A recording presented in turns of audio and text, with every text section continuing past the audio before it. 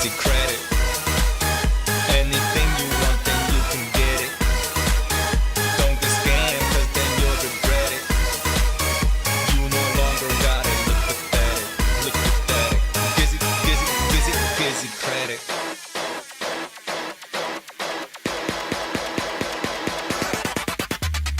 Don't get scammed. What you need is just a change of plans. When time is money, you know, get that cash. Hey, mi gente, what is good with you? GizzyCredit, how you like the new thumbnail? Right there, that's what we're going to talk about today. Experian Credit Boost, does it really work?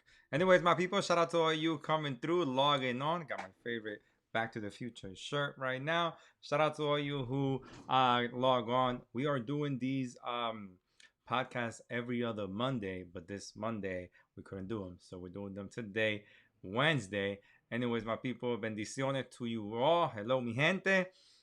Today we're going to talk about does Experian Credit Boost really work? If you see from my YouTube channel, let's show you guys. Okay, I'm scheduling a call right there. Here is my Instagram, where a lot of you catch me and have caught all my credit repair results. And of course, you go to my Breakthrough Business Concepts, which I will eventually post this video there and share it.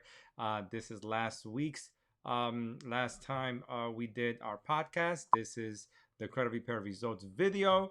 As you can see right over here, we are, well, let me refresh this so we can see if we can see each other right now live.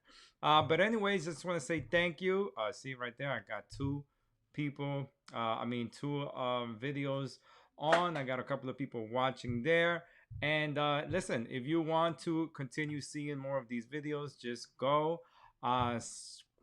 hit the subscribe button and hit the notification bell so you don't have to miss any of our videos, showing you guys all our social media, because this is a commitment business and we do want to show you that we are constantly working and constantly putting people in position to refinance their vehicles, which is right here, and of course educating people on how they could better themselves with their credit, be able to get whatever it is that they want from their credit as well.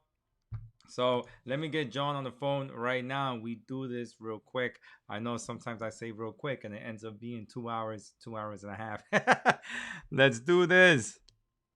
Let me see. There we go, right there. Let me know if you could hear John as well. Alrighty. Pretty soon we're gonna be able to see John on the podcast as well. What's going on, John? Hey, what's up? Good. How you been? Good. That's great. Your kids in school? Who's in school? Who's not in school? No, they started school. They're not in school. I told you I started them. I didn't send them in, so I did it from a distance. So my son's school was able to do it distance. They gave you the option which one you wanted to do, and I was like, nah, I ain't sending them in yet. The ironic part, though, is this is the third day of school, and my son's class, already half of the kids have switched from in-school to distance learning, which is almost half of them, which is insane. That's crazy, because I spoke to my good friend, and he's in New Jersey, Morris County, and his 8-year-old is going to regular school. Like, they only have 2 cases in his town of COVID and nothing else. So yeah, I don't know, man. I honestly, I don't even know if any of these schools or anything are really tracking it. I mean, you see it on the news. You see people that are cognizant of it. Like I said before, my son's school, since they started Monday, and a number of kids since Monday to Wednesday have switched from in school to distance learning. I don't talk to their parents, so I don't have a clue. But I mean, that's a real quick turnaround time, right? I mean, that's a lightning quick scenario. I guess every situation is unique to the parent and to the situation, but I don't even know how you can expect this. My son's 9, so, and my daughter is 4, so I don't even know how you could expect to get kids to separate properly. You know what I mean? Like, It's crazy. It's insane. So, and at his school, they're still doing recess and lunch, and I mean, they're really not yeah, I mean, they're claiming that they're doing all this, precautionary measures, but I mean, I don't know how you can do that when you have 2 recesses a day, you have lunch. You know what I mean? Like, I don't know how you could really be doing that. So I'm not gonna chance it. I'm gonna let it ride out until there's Do clear, you there's actively more know certainty. anyone who has gotten it? What's that? Do you actively know anyone who has had it? I don't think so, which is unusual because I'm in Florida, and it was. And obviously, I have a lot of people up in. I mean, I have a lot of clients all over the country, so it is ironic that I haven't. I don't. I mean, not everybody that's told me about it, but people are real quiet about it. I mean, it's got a bit of a. It's not like people are out broadcasting it, right? Like that they Yeah, have that's it or true. anything like that. I mean, it's developed a stigma, that over the course of time where people just don't want to talk about it. If they did have it, so I haven't personally been told that anybody that I know has it. I'm grateful for that, but I don't know. I don't know if that means that everybody I know didn't have it. I just don't know. Yeah, I mean, you're not on social media, but the people I see on social media, I mean, some families, everything has been, death after death after death. It's crazy. Hey, well, listen, and again, I mean, the impact is profound. It's everywhere, right? So, I mean, you're talking about a situation where, and here's the crazier part, right? The crazier part is we're getting into, at least up north, you guys are going to be getting into flu season come a month, right? Towards October, the days shorten. It starts getting colder. Oh, it starts already. It's already kind of cool at nighttime over here. Right, but it really starts to kick in October, right? Yes. Like, or around Halloween, it'll start to, it'll get dark around 5:30, and then it'll start getting cold. Everybody gets inside, then flu season starts to heat up. Here's the Yes. problem, though: the symptoms that you would see from a cold, from a flu, all the stuff that percolates during that period are the exact same symptoms of corona, right? Yes. So people are gonna be losing their mind. They're gonna get a cold because they're at school or they're stuck inside and they're doing whatever else, and they're gonna think it's corona when in reality it's probably just a cold. So it's gonna cause some degree of hysteria, just a confusion, right? Because the Yes. symptoms are just so vague relating to corona, and they encompass so many different things, and none of it is individual or specific to it that you could identify, right, on a broad sense. So it's like it's gonna trigger hysteria. It's gonna happen, right? I mean, the flu season is flu season. So I just think that's gonna probably trigger some craziness going into the last quarter, but we'll see. I mean, I hope not. I hope we don't see another wave of it. But I mean, I think it's inevitable that we'll see some stuff. I know some places are heating up again. So without a vaccine, it doesn't ever fully go away. So it's always going to be present, right? You said come November or Black Friday that we will see the ramifications of what it's done in the last 6 to 7 months since it started. Well, I said that you'll probably have towards I didn't say Good Friday, but I said towards the not Good Friday. But after Black Thanksgiving, Friday. yeah. So I said towards the end of this year, from that period towards the end of the year into early next year, they'll probably start presenting some buying opportunities. Is what I think. I think that's when you'll start to see things. Because look, right now, I mean, it's I mean, the stock market's inflated, the real estate market's inflated. There's no yields anywhere. I mean, we're effective. I mean, you see some things in the stock market just running away. I mean, it's gotten to the point where people can't even justify some of the individual stocks. Like Tesla, I mean, forget about it. It's not even worth talking about. I mean, you talk to the smartest guy on Wall Street, everybody's looking with a puzzled look. Like nobody can justify it. There's no multiplier or formula that can arrive at the value that Tesla has gotten to. Apple, you can put numbers in a certain criteria based upon their existing base of individual clients and consumers, and you can get to that number somehow. I mean, you're pulling forward numbers, meaning you're playing off of 2022, 2023 numbers, which is not good for a stock, but you can get there. There's no way you can get there with Tesla. Without speculating 90% of the stuff. So when you see stuff like that, I mean, coupled with just the massive hysteria that's going on everywhere, just blind buying of everything in a market where, like we always talk about on these, there's unemployment. I mean, every week, we're going to get another unemployment update Friday. But every week, the unemployment claims are like 1 million.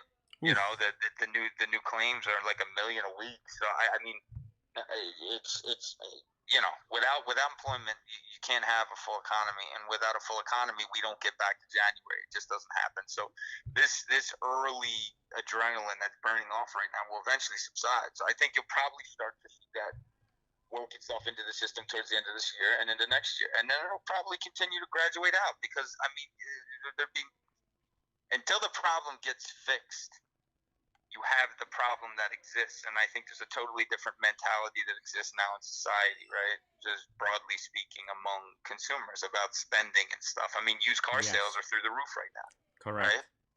It's the one logical fundamental thing that you're seeing that the consumer do right now, right? Is go out there like, we're not getting a used car, we're gonna get a used car, and the used cars are killing it right now. Because people are like, not only can you get a deal, but you're going to get a nice car for a cheaper price, right? They're being more intelligent about it. On the other hand, then you have people out overbidding for properties on low inventory. So, I mean, it's a little bit of a conundrum. I know the house sales represent a much smaller percentage than the car sales right now, just because of the fact that a car is much more accessible as far as purchasing, and the funding's there and the financing's there. You don't need to be natural. I mean, people lie on their applications for autos all the time. There's no verification. So you can get a car even when you're unemployed. Obviously, when you're getting a house, that becomes a problem because they're full doc. So, but yeah, I gave a long answer to a short question. I do think towards the end of this year, into the last quarter, you're gonna see stuff. I mean, I could talk about this for hours, but I mean, just look at the how many retailers are gone now, man. I mean, it's crazy. I was doing the math. Lord and Taylor is no longer going to be available. Lord Taylor is fully liquidated. I mean, they're done. They're not even trying to come out of liquidation. They've decided to liquidate. They're done. It's a done story. They're not even trying to restructure. They're liquidating, and they're calling it a day. They're doing it Toys R Us. They're done. That's it. You go down the list, though. I mean, you got J.C. Penney's, which has always been a problem, and it's understandable. But you work your way all the way. Neiman Marcus has issues. All these big. I mean, there's a mall down here. I know I was talking about City Place before, but there's also a mall out in the area of Wellington, which is out west from downtown, and huge mall, right? Huge mall, big mall. Which is what's the word I'm looking for? It is anchored. There you go. By a bunch of retailers, like huge department stores, which at that time were Macy's, Bloomingdale's, Nordstrom, Neiman Marcus. I was over there on Sunday, Saturday, and they're all gone. I mean, they even took their signs down. They literally took their stuff down. So how about all that inventory? Because Lord and Taylor, don't they have a warehouse type of place or you mean like a rack, like an outlet? Correct. Yeah, I don't think Neiman Lord & Taylor does. Nordstrom definitely does, and that's where they're making their money, and that's what they're transitioning over to, right? In an effort because they're making a lot of money there. But no, Lord & Taylor didn't. But the point I'm trying to make is almost every other than Macy's, they were all gone. I mean, just not even there anymore. So you can't even use that entrance to get into the mall.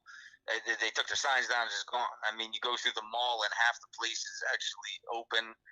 The other place are cleaned out. I mean, it's disturbing when you see it. I mean, I'm not making joke of it. It's disturbing to see, right? So when you see all this other stuff economically that's going on,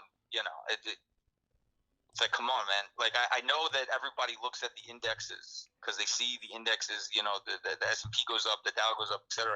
But what a lot of people don't understand, which is unfortunate because now you have so much new money coming in that don't understand the stock market, they are weighted in concentration, right? So if you're a larger stock, for instance, Apple, and you carry the largest concentration within, for instance, the Dow, which they do, when they move up, the Dow moves with it. Right, and the larger that they get, the more of a concentration that they get. So that's why you've seen the Dow constantly go up, right? Mm-hmm. And some of the ones that used to be bigger, like Boeing, have now shrunk their concentration in the Dow, and subsequently their moves down get obliterated by Apple's moves up.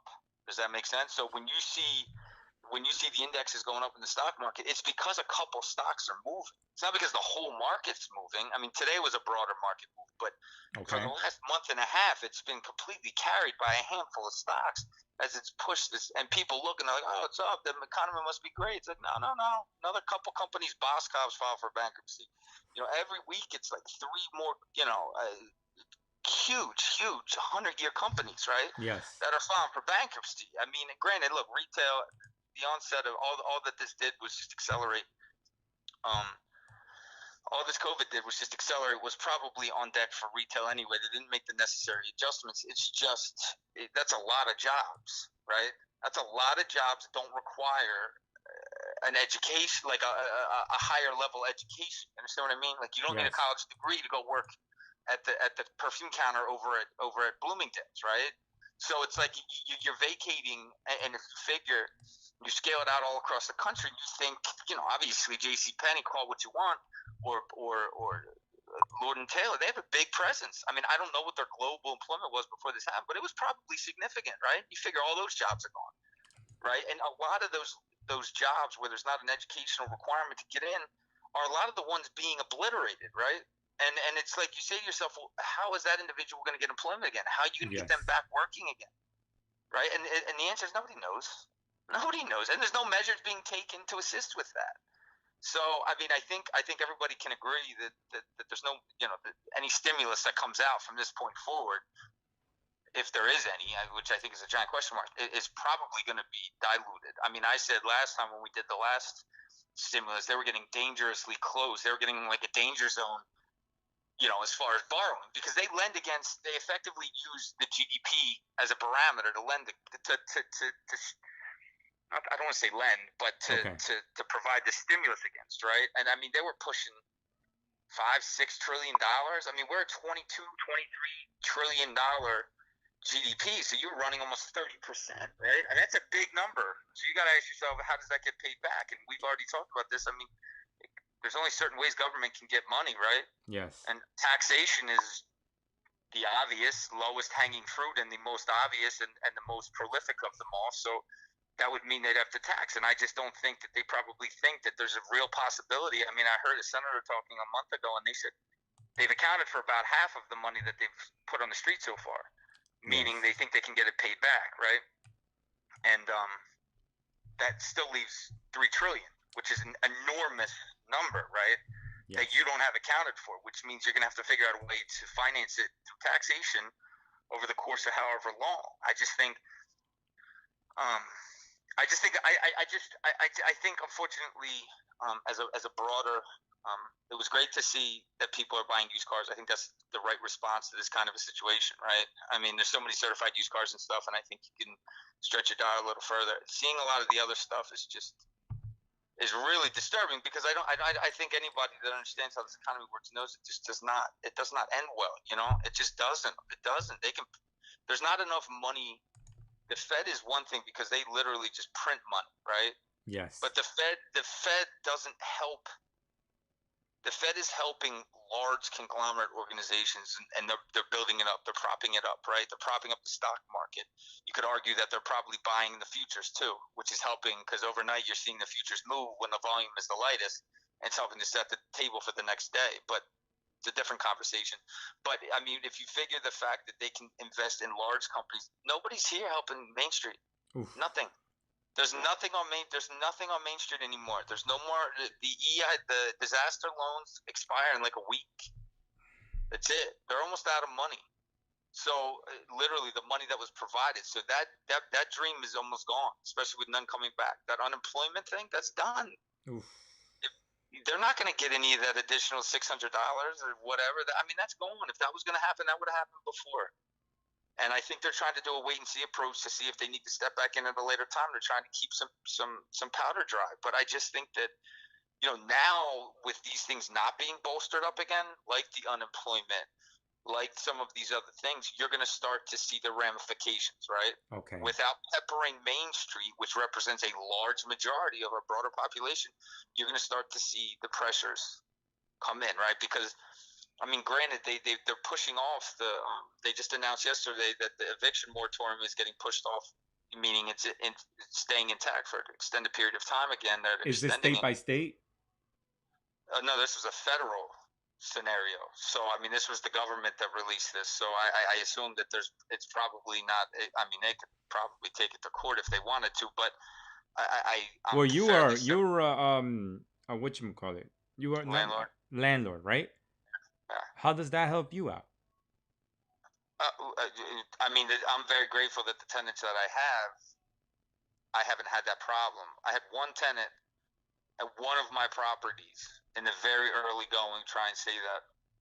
And it's not that I'm not that I'm an ass about it. I just said to them, listen, I'm open to whatever it is you're trying to suggest. I'm open to hear whatever it is that you want to explain, and you want to kind of explain your situation and what you think is attainable and what isn't. And his approach was, he was like, okay, I'll get back to you. And he got back to me about a week later, and he found somebody else to take his room within that house, and the other tenants agreed to it. So he left, and that was the only issue that I had, fortunately, and I'm grateful for that. I think that that's a whole different conversation, though, right? When you're getting into even the commercial stuff. Oh my gosh! I mean, you want to talk about a beating that's just going to keep on happening. Who is going to go out now? But I thought that when the overall economy is looked at is when they start going down. I mean, don't the rich feel it first before the people in the bottom feel it first? In what way? Like with the commercial properties, they're gonna feel it Right. first before But people in the you bottom have to, feel it. yeah. So just play it back from the back end, right? A large majority of the owners of commercial properties in this country are real estate investment trusts, right? Yes. They're publicly traded, right? There's also individual owners, but it's not as common, and they might own a few here, a few there, et cetera, et cetera, et cetera. One of the biggest mall owner in our country is Simon Properties, which is based in New York. You're talking about somebody that owns a large, significant amount of malls in this country. And the fact of the matter is that these people, I mean, they have the ability to go to the capital markets and raise more capital, right? And this is the point I was trying to make before.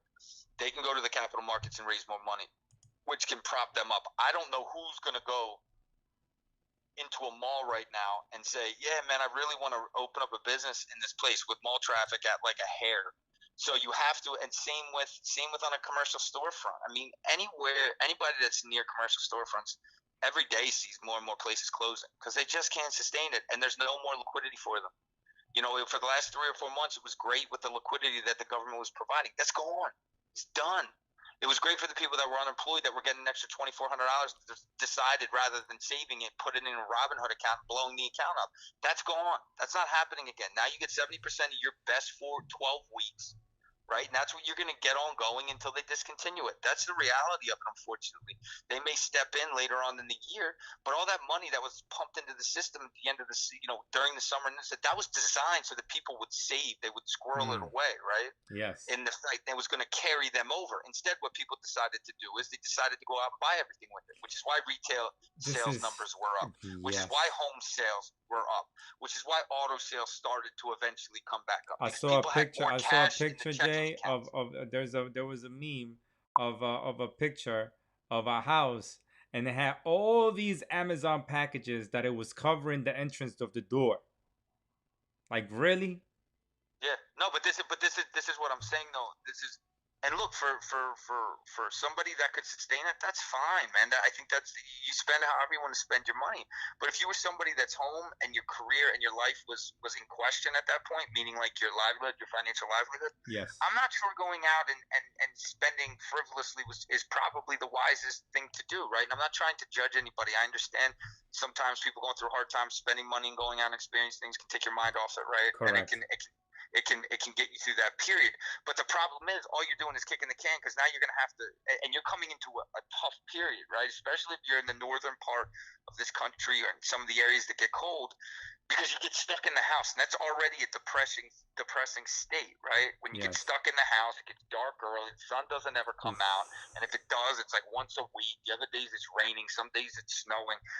It becomes a very difficult environment to exist in. So when you pound that on with all the other things that are going on, it's going to make it very difficult going into the end of the year, I think, and into early next year, because that's when the reality, I think, is going to set in. I think there's we've lived on hope as a society, especially the uninformed have lived on hope as far as a society since May, right? April, May, because they thought at first it was the virus wasn't gonna, it was going to pass, and we were going to come. But then it was the government's going to prop it up, and all these things are starting to disappear. And now it's just you're at brass tacks. If you're somebody that worked at Macy's and you may or may not have an education of limited degree, and I'm not judging anybody that does. The problem is that if that was your specialty, that specialty is now gone, right? I mean, everybody's going to cram into Macy's. Macy's just said they're cutting back, right? My sister works for Bloomingdale's. Okay, there you go. And right? you go into that Bloomingdale, and the thing about it, Jay, is that they remodeled it. I mean, it is in Bergen County, and some places in Bergen County. I mean, when 2008, 2009 happened, all the way to 2012, Bergen County didn't really feel anything. You know what I'm saying? There were still people purchasing. Well, I think everybody probably felt that the problem Correct. is that if you have a little more money to fall back on, you're in an affluent area, and you're Yes. fiscally wise in how you're administering that during times like this when you're preparing, you're gonna feel it a little differently than somebody that's not prepared for it, right? Maybe doesn't have the same backbone to be able to sustain. But finish your point. Go ahead. No. Empty. Malls are empty still. I mean, here in Jersey. No, but I mean, I think the thing that's most disturbing for me when I was explaining the story, I was talking about the malls, that they even took their signs down. Yes. This mall's been that I was explaining to you. That's been there for 25 years. This place has been there 20 years. It's been 4 months since 5 months since the virus. They not only emptied them, they took their signs down. I mean, they're just blank buildings. Who's going to fill that now? You can't put Macy's in every storefront. There's no new ones propping up. They're all trying to figure out a way to restructure or liquidate or do a combination of both, right? Yes. That's what I'm saying. Like, I don't think anybody really looks at this second, third, fourth, fifth step, right? Everybody's just on the surface, like, yeah, let's get this vaccine. Like, dude, I got news for you. And we talked about this in another one. That vaccine comes, it's not going to change people's psychology, this situation. Employers aren't going to turn around and be like, yeah, man, we're hiring now. We got this vaccine. Even though it's only 65%, it's only going to help 65% of the people. Let's get the vaccine, blah, blah, blah, blah, blah. It's not going to happen. The people need to prepare properly, and I've been saying this for a long time. Now that the government stimulus is now starting to dry up, and they're having a significant amount of difficulty moving forward with any of that, and that liquidity is starting to dry up from Main Street, because that was Main Street's solution, right? I'm not talking about the Fed and propping up corporate America and propping up the stock market and stuff. The fact of the matter is, Main Street, the average human being, their way of staying propped up was the unemployment, which is gone. And meaning like the extra unemployment and the extra unemployment and the fact that what was the other? I'm losing my train of thought. The idea. I mean, the stimulus package. Oh, the stimulus, yeah, and the PPP and the EIDL. That was Main Street, right? And that's all running out. That's all gone. That well has been tapped. But Jay, who are we to tell people what to do with their money? I always found that whenever we have returning customers, we try and do our best with these podcasts to educate, tell people what to do, what not to do. I mean, I just spoke to a customer today. Let me see. What was his name? He emailed us. Cedric from North Carolina. Yeah, he's a good client. I like Cedric. I know, but he went and try to go for a vehicle. Yeah, he didn't bring it up. I know. Listen, it drives me nuts. But when that happens, because it's just unnecessary errors. But I want to go back and answer your question that you asked just now. Who are we to give people advice? Listen, who are we? Because let me finish my train of thought there. Because I always was like, I can't go and judge people who are coming back and be like, oh, you shouldn't have done this, you shouldn't have done that. You know what I'm saying? So sure. I'm like, but in reality, who are we to question people's hustle? We don't know if these people have 2 jobs, 3 jobs, and are doing the best to, get that vehicle that they always wanted. Like the customers that we have, they go and get high-end vehicles. I mean, yes, they may tell us how much money they make or whatever, but who are we to tell them, that's a stupid thing to do, unless their goal, they tell us their goal, and their goal is, I want to purchase a home. Then we'd be like, okay, don't do this, don't do that, do this. Yeah, I mean, I feel like, can you hear me? I can hear you perfectly, yes. Okay, so I feel like when it comes to what I'm describing right now as far as people spending money, you're talking about your livelihood. This isn't some bullshit where we're in the middle of a peak economy and you're over leveraging yourself and you have the ability to go jump and get another job. I don't think the profound scenario that's playing out is really feeling in people, and I think this is what ultimately ends up happening. When you exist in a society of hope rather than fact, and you don't want to peel away the layers to see how the economy really runs, and you just hold your breath and wait for something to occur in situations like this when you need to be more assertive. I think when it comes and smacks you in the face, it shouldn't effectively be a surprise, right? So when we're trying to do these podcasts and educate people and kind of let them know so they can make their own move, I'm not judging anybody. Listen, Yeah. you wouldn't be able to be, I wouldn't be able to be, you wouldn't be able to be in the business of helping people repair their credit if we judged to anyone, right?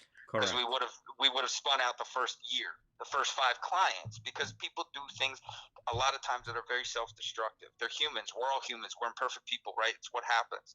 The point I'm trying to make, though, is that I don't think, and I'm not necessarily blaming the consumer because everybody's got a different level of understanding as far as finance is concerned. Yes. But I don't think it's being properly extended to people as far as what's going on, right? The media is doing a great job of pumping hope into the system, right? Yes. And everybody's hanging on this vaccine, and I just don't think the understanding of what is normalized in society. I mean, I heard today that they're doing NFL games, right? And which is great. Everybody loves the NFL. Correct. But that six of the stadiums are actually bringing fans in for week 1. Let me guess. Republican states. More than likely, right? More than likely. But the point I'm trying to make is, how does that happen? How on earth does that happen? I mean, how could you? We can't even figure out schools, but you're going to pack 50,000 people into a stadium where the seats are 6 inches next to each other. I mean, even if you do every other seat, you're still. What do you call it? Is it herd immunity? Is that what people say? Herd immunity? Is that? Yeah, but the herd immunity has to kick in. You don't put them all in a pot and let them herd it out. I mean, that's not the process. The herd immunity takes time to implement. But I mean, listen, I do think, and I know we wanted to talk about the experience that we got on a long tangent, but we are, but we like to know what's going on in the economy. Yeah, no, for sure. And I think that it's unfortunate if they don't, which I don't foresee, by the way, but if they don't come out with another stimulus and they don't give some kind of, and they know where it's going to land. I mean, it's almost like they're trying to do like a softer landing for Main Street, right? Where corporate America continues to get this propping up from the Fed, to be determined. That's going to go on forever, right? Because they can't. We went from a free market for 100 years in this country to now we're effectively like a manufactured market, right? I mean, the Fed is so much in the daily activities of the bond market, the stock market, every market, the overnight repo market, every possible market that can substantiate, they have their hands in an effort to keep this level. It's like I always said before, it's like a boat that has a leak. You're constantly trying to plug it with your finger, right? I got the thumbnail up that says what is inflation, because people are saying on Facebook hyperinflation and inflation is gonna kill the dollar and this and that. Yeah, but here's the problem though. Last week, Jay Powell he does a speech from Jackson Hole. Well, not him. The Fed, whoever the Fed chief is, does a speech from Jackson Hole every year. Okay. Right now it's Jay Powell. In his speech yesterday, he says he's going to let inflation run. Now, if you go back to that podcast we did, which is this one right over here, my people, which I had explained in that podcast, I said, if you go back historically to what happened in Japan, and how Japan is the one that started with the money printing and everything like that. And everybody thought that they were going to be going through hyperinflation, yada, yada, yada. The reality is what ultimately ended up happening, it was an equaling out effect, and their inflation has effectively been flat. Now, the Fed governor Powell came out last week, made a speech that said that we're going to let inflation run. Now, if you think that they were concerned about there being hyperinflation. See, hyperinflation was like the Facebook fad from like a month ago. Now you hear people talking about stagflation, which is the other direction, right? Yeah. So it's like you can't really, when you don't know what you're talking about, you just keep switching sides, right? You go with what the media tells you. It's like you have talking points that are triggered by other people rather than fact. But the reality here is that he said he's going to let it run higher. Their mandate is normally 2%, 1.5%, 2%, that they want to keep inflation out. Now, this is core inflation, by the way. I mean, this isn't even real inflation. If you add in inflation associated with real estate, and other things that they don't include in core inflation, then the inflation rate is significantly higher than 1.5%, whatever. Okay.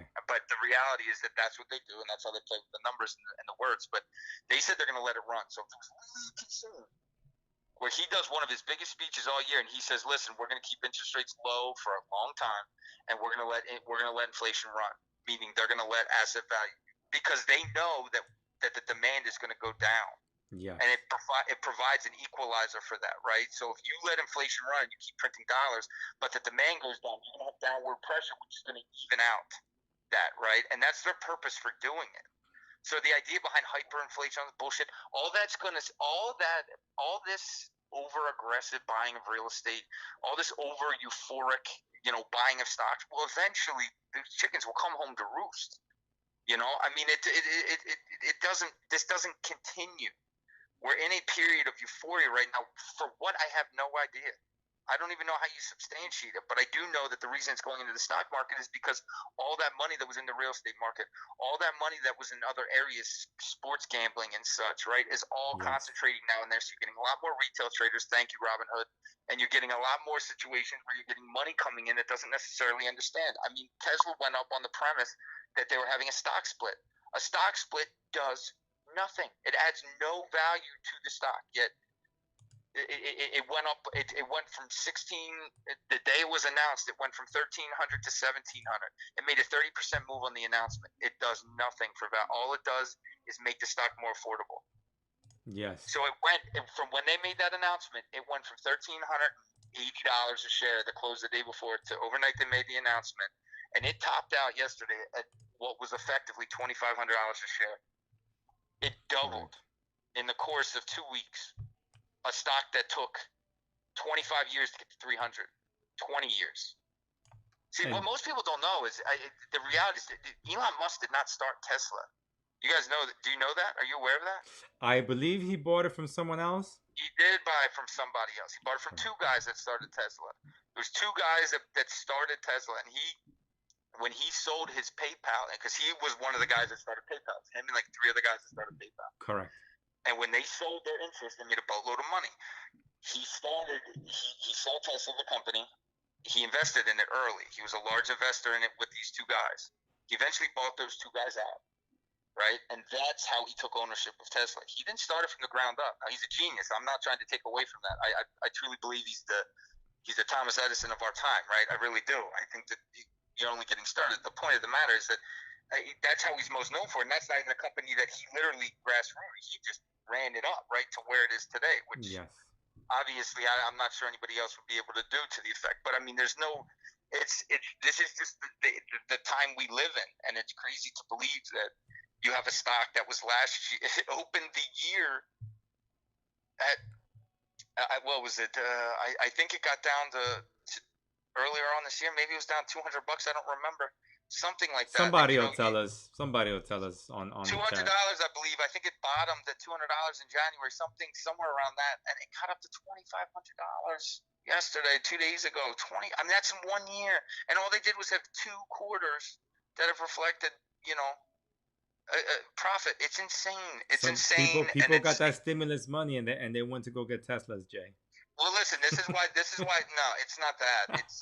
I think it's more. I think you're probably more talking about who's buying the stock, because they said at one point the daily activity on Tesla was a 20% float from retail, which means that guys sitting at home, 20% of those moves and exacerbation of those moves were from retail traders, not institutional traders where big money is, not hedge funds, etc.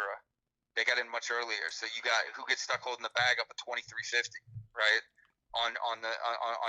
Look, you'd have to pull forward from like 2027 to rationalize where it's at right now. Now it's going to correct; it's inevitable. But these are the types of things that are going on. These imbalances that are so out of whack for anybody that hasn't been around to witness this stuff in the past historically. There's so many things that are so out of whack right now that need to come back together, and it'll eventually come back together. And I think, like I said, into the end of this year, into early next year, you'll start to see them start to work back to the mean. And then a new economy, assuming we find footing, will start to present itself. I mean, I think if Biden wins, we'll get a natural pullback anyway. right? I mean, because Trump is so pro-business everything that you're basically taking the biggest cheerleader of the economy out of the picture, and that alone is going to discount, right? Correct. Not to mention, a large majority of me believes that the Fed is propping this up because they're working together going into an election cycle right now. So, once that election cycle completes, then the Fed can't be accused of being partisan, and they can get back to business, right? As far as not trying to prop up areas that don't technically or necessarily need to be propped up, and more than likely are probably overinflated and bubblicious, right? So I think once that happens, that'll also help to kind of alleviate some of this excess that's going on in the market right now. But we'll see. We'll see. I mean, My people, I know if right over here or over here, yes, over here is the podcast that we had with real estate or stock market. What's better investment right now? If you want to check that out, just go to my channel and click on the videos. About 2 hours plus podcast that we had answering questions and everything stocks related. But yeah, I mean, we want to have these podcasts educate you. I know Carissa Talley just said, love these topics. Great podcast, guys. So people love when we go into the economy, real estate, stocks. But of course, you have anything else you want to say? I mean, we're going to eventually jump into other things during the podcast. But right now, you have anything else you want to say, or you want to get into No, I mean, I just think that I repeat myself, and I've been repeating this since March, since we've done them, and just about what to expect, and it's pretty much played out the way I've said it. Because honestly, once you start breaking down how our economy works, and you extract the stimulus, which effectively kept saying we're still sitting at the doorstep, we're still sitting at the doorstep. Now you're taking that out, and people are having to go out and walk on their own, right? And we're back to normal functioning environments for businesses and so on and so forth. And the banks aren't lending. I mean, anybody that knows that knows, and people that are in banking, a majority of the work that they're doing right now is mediations and mitigations on loans. I mean, they're doing very little volume. I mean, read a quarterly on any of these lenders. I mean, they're doing a lot of workouts right now. A majority of the volume in their time, which goes back to what Chase said in March. We talked about it on some of our podcasts there. Chase came out in March or April and made a press release and said they're not doing any more business lending through the end of the year. They said that in March. So obviously that they were anticipating that this was going to be a shitstorm, right? And that they were going to have to do a lot of workouts. And then everybody has just fallen in line because they learned and they realized that people are going to need these kinds of adjustments, right? Yes. In order to be able to maintain. So it takes the focus away from new loans, right? So the only business game in town. Now, I'm not talking about cash advance companies. I don't even know. I don't deal with any of them, so I don't know how they've survived or fared through this. I can't imagine. They gotta hustle, Jay. That's what it is. Yeah, I mean, I can't speak for them, so I'm not going to. But I can tell you, just the traditional lenders. I mean, they're not putting they're telling people the only game in town right now, if you need to get money, is the SBA, right? Yes. I mean, you talk to people in banks. They're But Jay, you gotta have good credit for the SBA too. But no. Here's the thing: the SBA traditional programs are not on the table. The EIDL, the PPP, that is the low-hanging fruit. That is the cater to everybody. When you take that off the table, and that's gone in the next 7 or 8 days, then you get back to normal underwriting, right? You get back to normal programs. You get back to 720 minimums, right? You get back to, you have to have the equity and collateral to substantiate the loan, because that's how the SBA works. A lot of people who started credit repair couldn't get the EIDLs. Yeah, well, I mean, I can't speak. I mean, I know that and their credit score is what, a 580? It's a 575. But here's what I can tell you: I had 2 clients myself, other clients that own. One of them owns a fairly significant claims company in Miami, and he tried doing on his own. I don't know why his assistant on her own tried submitting the EIDL application for him, and she did it wrong. Right? All she booked was the income. She didn't back out the expenses, so it looked like he made a significant amount of money, right? And they came back and said, "Listen, everything looks great, but you make too much money." Oof. And so if you want us to reconsider it, let us know. So for the last month, and I had to help them put it back together, fix it. We resubmitted it. For the last month and a half, they've been fighting with them on the reconsideration. Oof. Now they just found out today. It's been a month and a half, by the way. Today He just finally spoke to somebody over there after he had to get all these different people involved because he wasn't getting calls back. And I can only imagine how many other people that are dealing with this reconsideration that are getting jerked around, right? As that well runs dry, meaning like the amount of money left, because there's a finite amount of money, right? They allocated a certain amount of money for this, and it's as it gets let out, it's gone. And when it's gone, it's gone. It doesn't get refilled. So with this particular program, he's been calling, and everything's being resubmitted. And he's the type A candidate. I've closed, as you know, I've done this a number of these, right? So he qualifies for a significant amount of money. He's been waiting on that because he's in the claims business. So they do claims like insurance claims, right?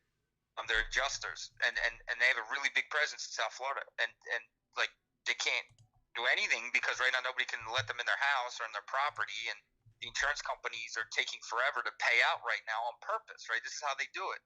When they're getting a lot of claims, they slow it down. How do you slow it down? You start litigation. You question everything that comes through, right? You take your time, and then you wait for those premiums to build up. And then what happens next is going into next year, you'll start to see those premiums jack up because those premiums will help pay for all the claims that went on for the last 6 months. That's insurance 101, right? So he's dealing in a situation where he submitted too much, or they didn't do it correctly. And I can only imagine, because I've had that with 2 of my clients where we had to resubmit it, and they've just been fighting since to try and get them to make the adjustment. That's crazy. And ultimately get the money. And that's the only money, though, man. I mean, you can't go into – there's so much uncertainty right now that your situation needs to look even for that business. Oh, yeah, even for that, for sure, even for that. But even any business right now, though, because it's one thing for a bank to take a very small, like a runner loan for them, right? Like, let's say you're a company that does $1.5 million a year, and you net 300,000, and you come in and, you know, even in a worst case, let's say you're in the claims business like him, and you're clearing 300,000, and you come in and you ask for a $30,000 loan, they'll probably lowball you anyway, just because they still need to make money, but your business is secure, right? This is just typical banking. But these people aren't going for small amounts of money because they can't see the future. You understand what I mean? So it's like they got their EIDL money or they got their PPP money. Now they need another holdover because things haven't changed. Oof. And there is no other holdover. And some of them end up getting – Go into any one of these local banks. Go into any of them. They're all contracting, and as they, like I said on many podcasts before, the banks model their lending based on the contraction or the expansion of GDP of the economy, right? Yes. So we're obviously in a contracting economy. I don't think anybody can argue that. The degree to which it's contracted, we won't find out until January. But the banks are doing what the banks always do. They're contracting their lending along with it. The problem is this is the worst time to do it. So they could fall back on the idea that, you know, the SBA and the government through the SBA was carrying everybody for a period of time. And on those PPP loans, a lot of banks took risk in lending them out for very low interest. But most of them are paid back at this point, right? Yeah. So that money's already been recycled. The EIDL, that's just the SBA. There's no banks supporting that or sponsoring those loans. And if you ended up getting a BMW electric car or a Lamborghini, forget about it. What you gonna do? The Lamborghini, that guy's probably in jail right now, right? I mean, I can't imagine he's stuck in a basement somewhere getting tortured. I mean, I can't even imagine the story. I don't even know who leaked that story. For anybody that doesn't know, you're talking about the guy that got the Lamborghini with the PPP money? Is that what you're talking about? Yeah. And then somehow somebody released the story that you know, he didn't he get in trouble too, though? I could have sworn he got in trouble for it. Yeah. I could have sworn that was the story. But, I mean, look, it goes back to what I was saying earlier. It's just the point I'm trying – the thing I'm trying to formulate here, or the vision I'm trying to project here, is the fact that them not providing any future stimulus is a problem, huge problem, and then the economy has to stand on its own. And it's great corporate America is standing comfortable. You know, these Fortune 50 or Fortune 100 companies, they're doing great and they're propped up and they're great. I think that's great because that's the foundation of our economy, right? The problem is that the other 85% of the economy, which is the retail Main Street scenario, I mean, a lot of those businesses, a good percentage of those businesses are doing fine. A large majority of them are not, right? And you can just go in your local mall or your local strip center and see how many vacancies there are, talk to whoever else, et cetera, look at the unemployment claims. And it's only going to get worse because there's no more money being pumped into the system. So now they have to earn. And if they weren't able to earn last month, they're even if it's a slow crawl back to reality, they still got bills to pay, right? Here it goes, Jay. Here it goes. Miami man got $4 million in relief funds, so he bought a Lamborghini and other luxury items. Reports say. Yeah, so I guarantee you, the minute they saw that, the guy's probably sitting in I mean, I don't know for sure because I don't know who it is. I know you sent it to me before, but I guarantee you, whoever wrote that, it went on the radar of the necessary people in an effort to make the situation difficult for them. But listen, I don't mean to be so dire. I just think that people, if you allow people, all life is about expectations. So if you allow the opportunity for people to set and establish the proper expectation, then they can do what they need to do to set up for it. Correct. Pumping people full of hope in a situation where it's not necessary, right? Like, it's not necessary. I think, like I said before, I think the misleading idea is that, okay, we come up with a vaccine and then tomorrow everything goes back to normal. I don't know how that philosophy comes into play, especially considering if you talk to any of the pharmaceutical companies, they'll say that this, more than likely on the high end, the vaccine will probably only help 65% of the people, right? There'll be a large majority that won't even take it because they don't trust whoever's providing it. There's a large majority that it won't work for. It's not 100% foolproof. No vaccine is, right? Some people don't have the ability to take that particular. They might be allergic to it. Might be any number of other things that come into play. So just knowing that there's 35 or 40% out there that wouldn't be able to get the vaccine, it's gonna sit in people's minds. You know what I mean? And then with people like you, you're not gonna give your kids no vaccine. Are you asking me? Yeah. I look, man. I'd have to get a lot more information on that before I was okay pumping something into my kid. I mean, they're doing everything they can for political purposes right now to rush this out. You know what I mean?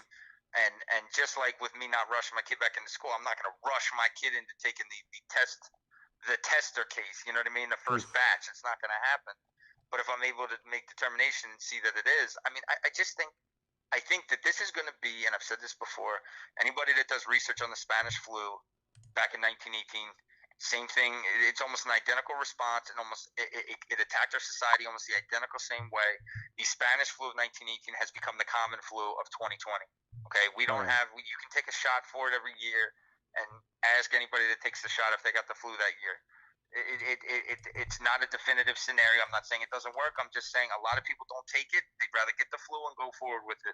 This is going to be the same situation. There's far too many variables, and I think, in my opinion, it's going to play out the exact same way. I think it's something that we're going to deal with until we deal with it. And I think if you go back and look at the history of that and see how that kept reappearing, meaning the Spanish flu, the CDC has, if you go on the CDC website, they have a whole breakdown of the timeline on the Spanish flu.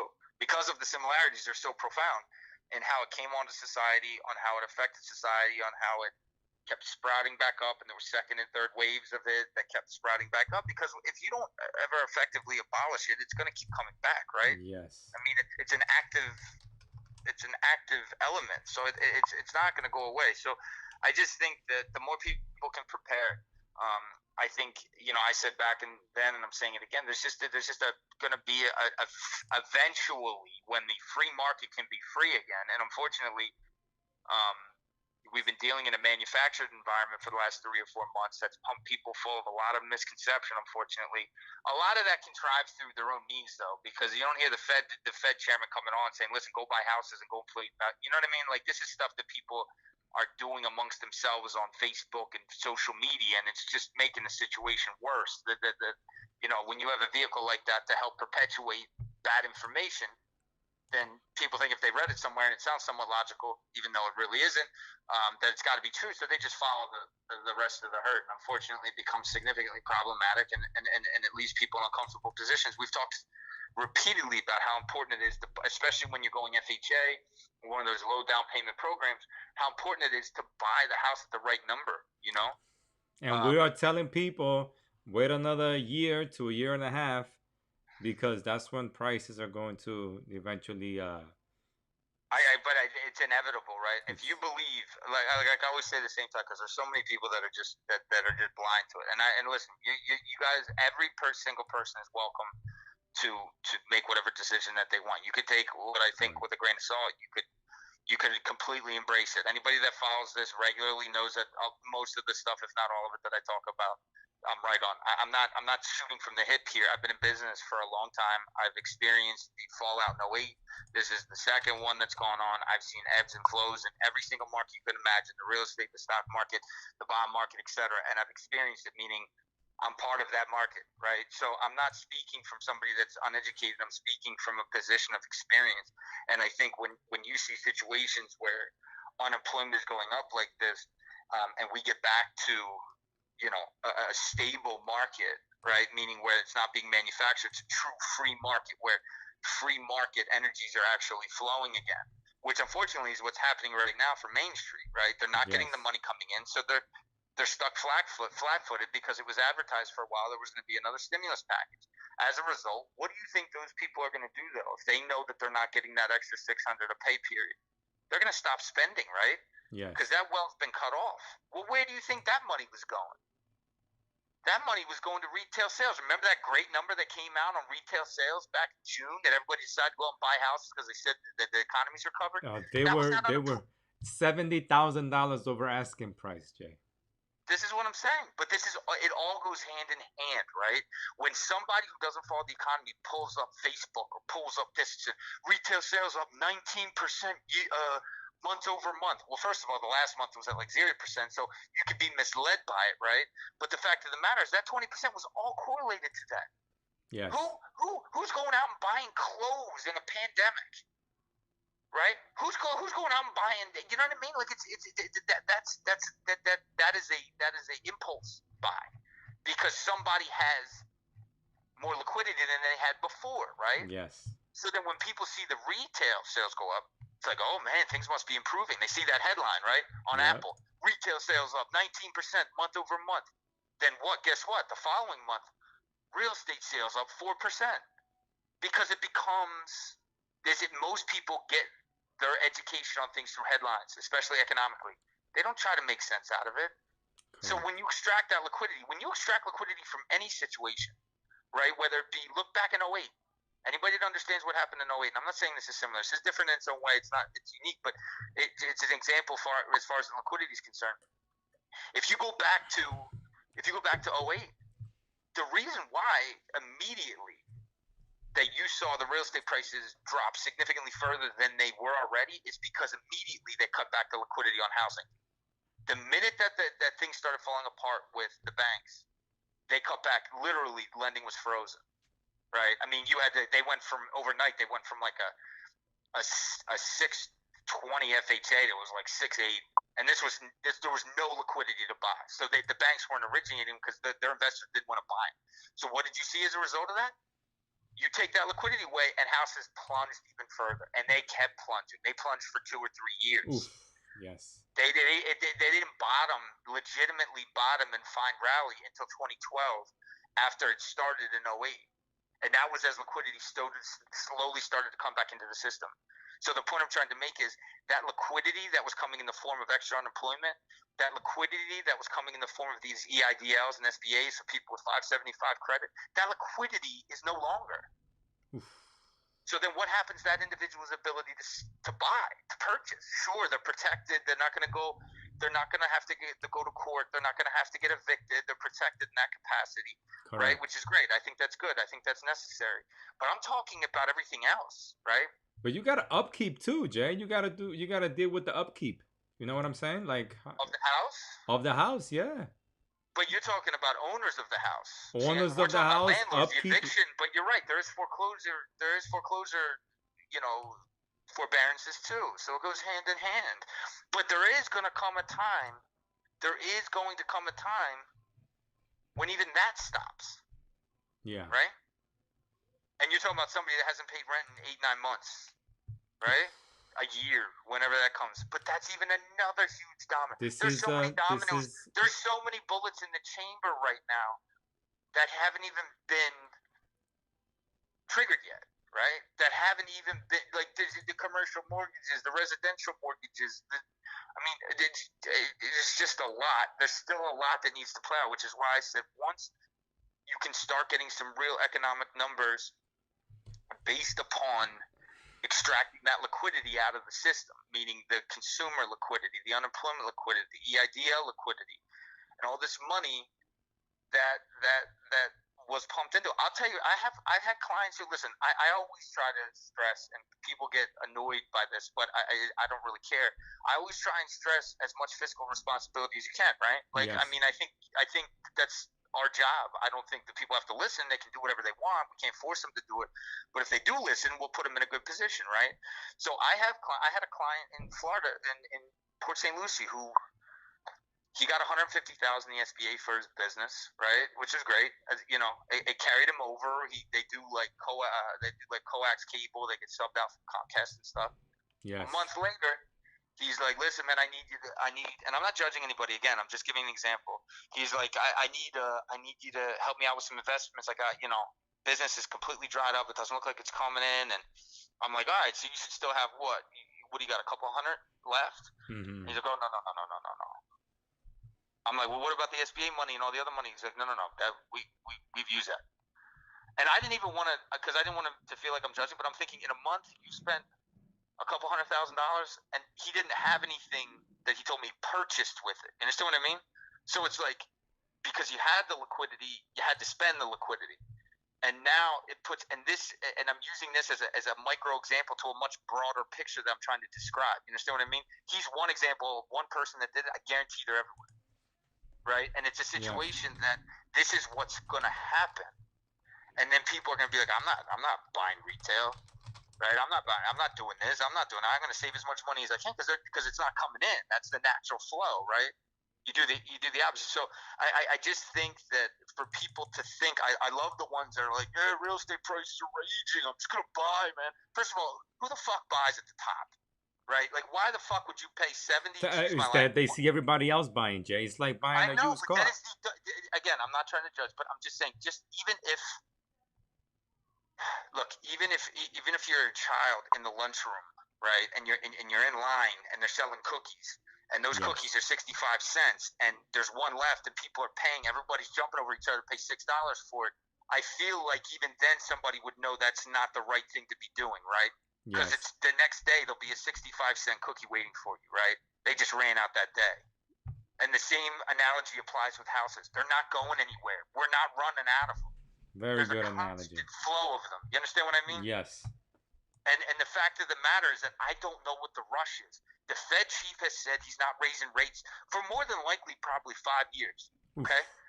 That means that we're going to have downward pressure on interest rates for 5 years, which means at the very least, your borrowing cost is going to be nominal. What is the problem with waiting? Like, why?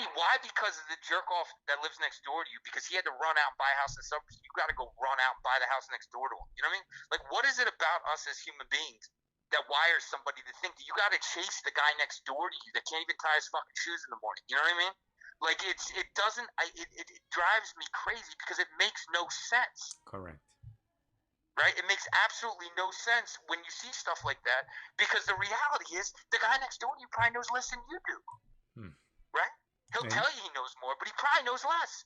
Correct. And the reality is you're probably in a better financial position than the guy next door that you're following. He's just trying to give you the perception that he's smarter than you, that he's better off than you, and he does it on Facebook by sitting in private jets and leaning on a Rolls Royce, right? Letting everybody think they're his.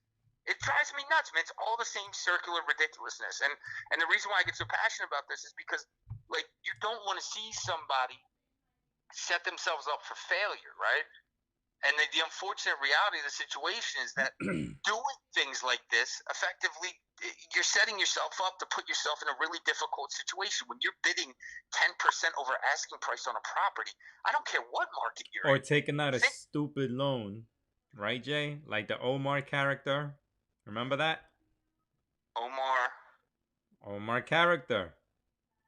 Well, yeah, exactly. But he checks every box there is, right? He was He checked every box possible. He was in the bottom 1% of clients ever in history. So I mean, that is not surprising.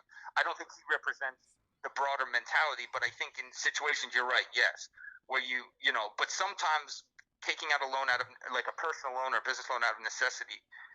I don't judge people for that because they're doing it for their livelihood, right? When people are going out and chasing their neighbor to go out and buy a house and overpay for that house just like the neighbor did, so you can say you spent more than it's worth because you think that makes you sound smart, it's moronic, right? It's moronic. Just so you can put it, the only ones that are winning are the agents that are putting it up on their sites, right? 20% over us, 50 grand over us. I mean, it's crazy because the person that they sold the house to in 6 months or 8 months or a year, when the house is upside down, is going to want to strangle them. They'd be like, "Why did you show me the house?" Because nobody takes accountability, right? No.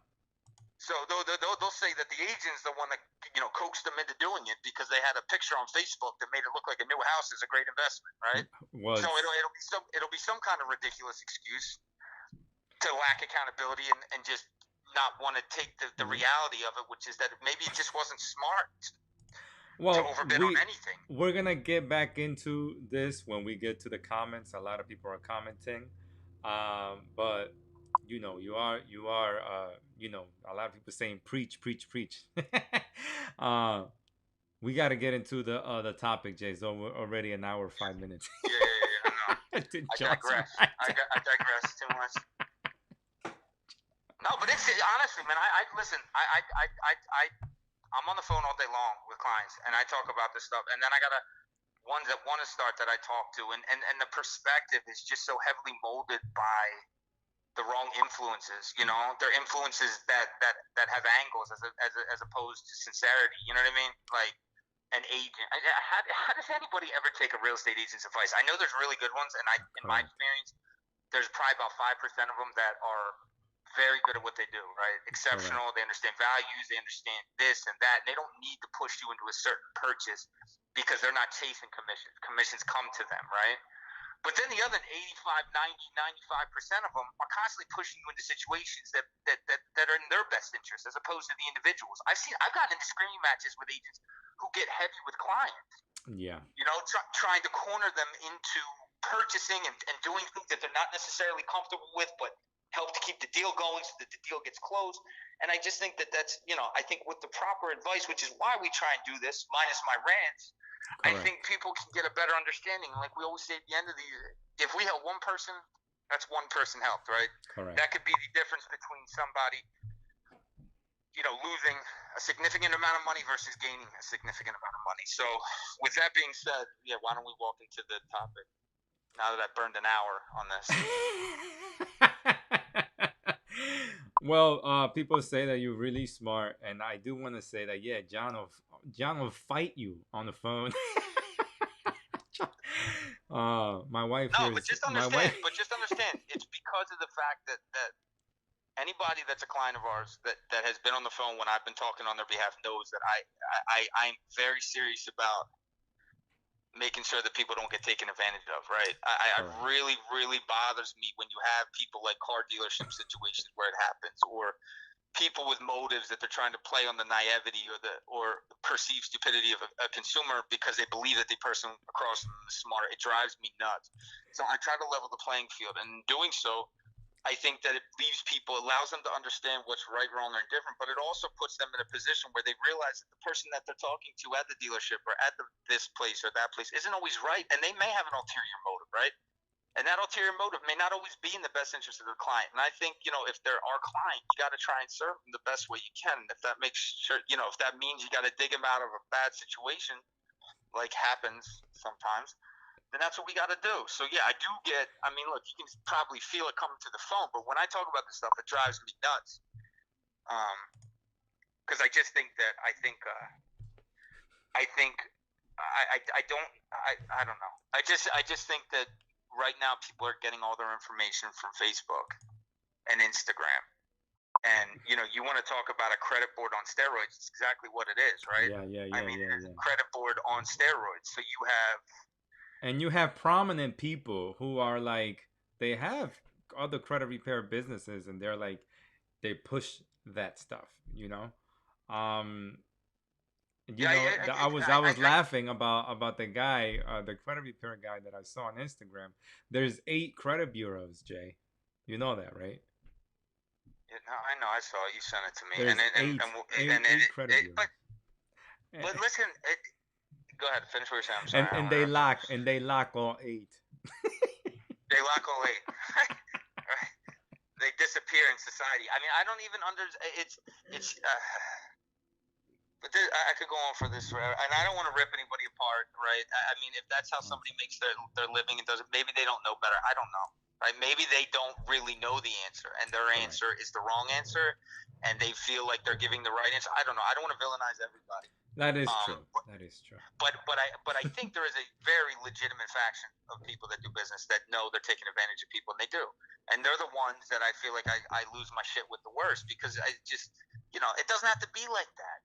Like you don't, it just doesn't have to be like that. It doesn't, when you're at a car dealership, I know I talk about this all the time, but I've gotten more screaming matches with those people than I can even describe, because it's like, you're taking, you eye up this, 60-year-old woman that's by herself, not with her husband, and you look at her like prey, right?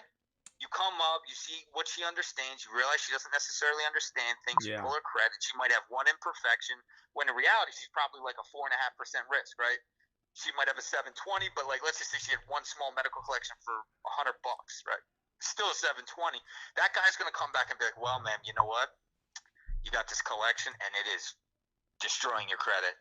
So your interest rate's gonna be 8.5%, right? When in reality, it's probably 4, right? So now this woman who doesn't know any better and thinks the guy's doing her a favor across from him because he just brings up about a collection that she knew that she didn't pay, but thought it was the only one and didn't think it would impact her that much because she doesn't understand credit, has now just realized, she's like, oh man, at least I can get it at 8%, Yes. Great, I got the loan, awesome. Not realizing that additional 4% is costing her, probably on a $30,000 loan over 5 years, probably 14, 15 grand.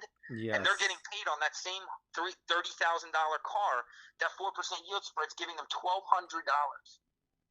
$1,200 for that 50, 60-year-old woman to pay 14 extra thousand.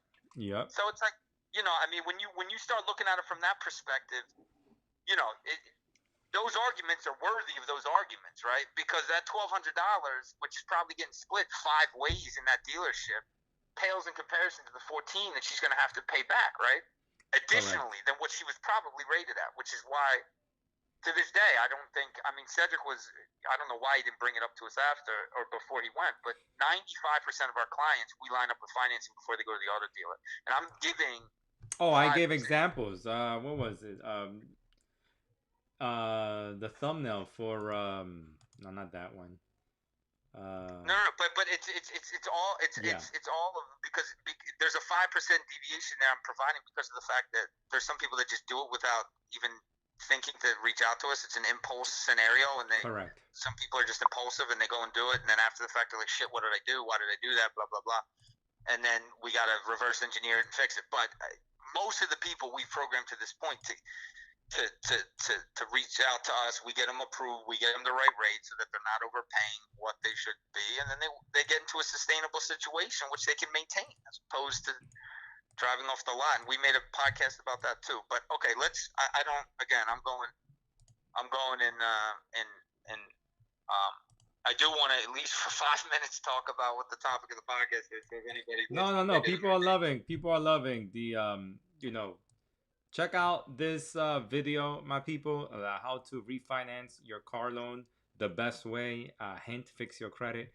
We go into 2 scenarios into how we helped out a customer last year, which John told me he got more than whatever I said. I said he refinanced 2 vehicles, but then he ended up getting another vehicle. Yeah. And then the last customer, which was like last month, he was able to refinance to a better rate. But just understand, most of the clients aren't refinancing the cars. What they ultimately do is just get a new car at a low interest rate, and they'll either trade the car in or they'll roll the negative equity into the new loan at a lower interest rate, which allows them to pay, A, get a new car, which is more in line with their credit, but B, and C allows them to pay back any negative equity that they roll into the loan quicker because the interest rate is like 2, 3, 4%, right? It's effectively free money.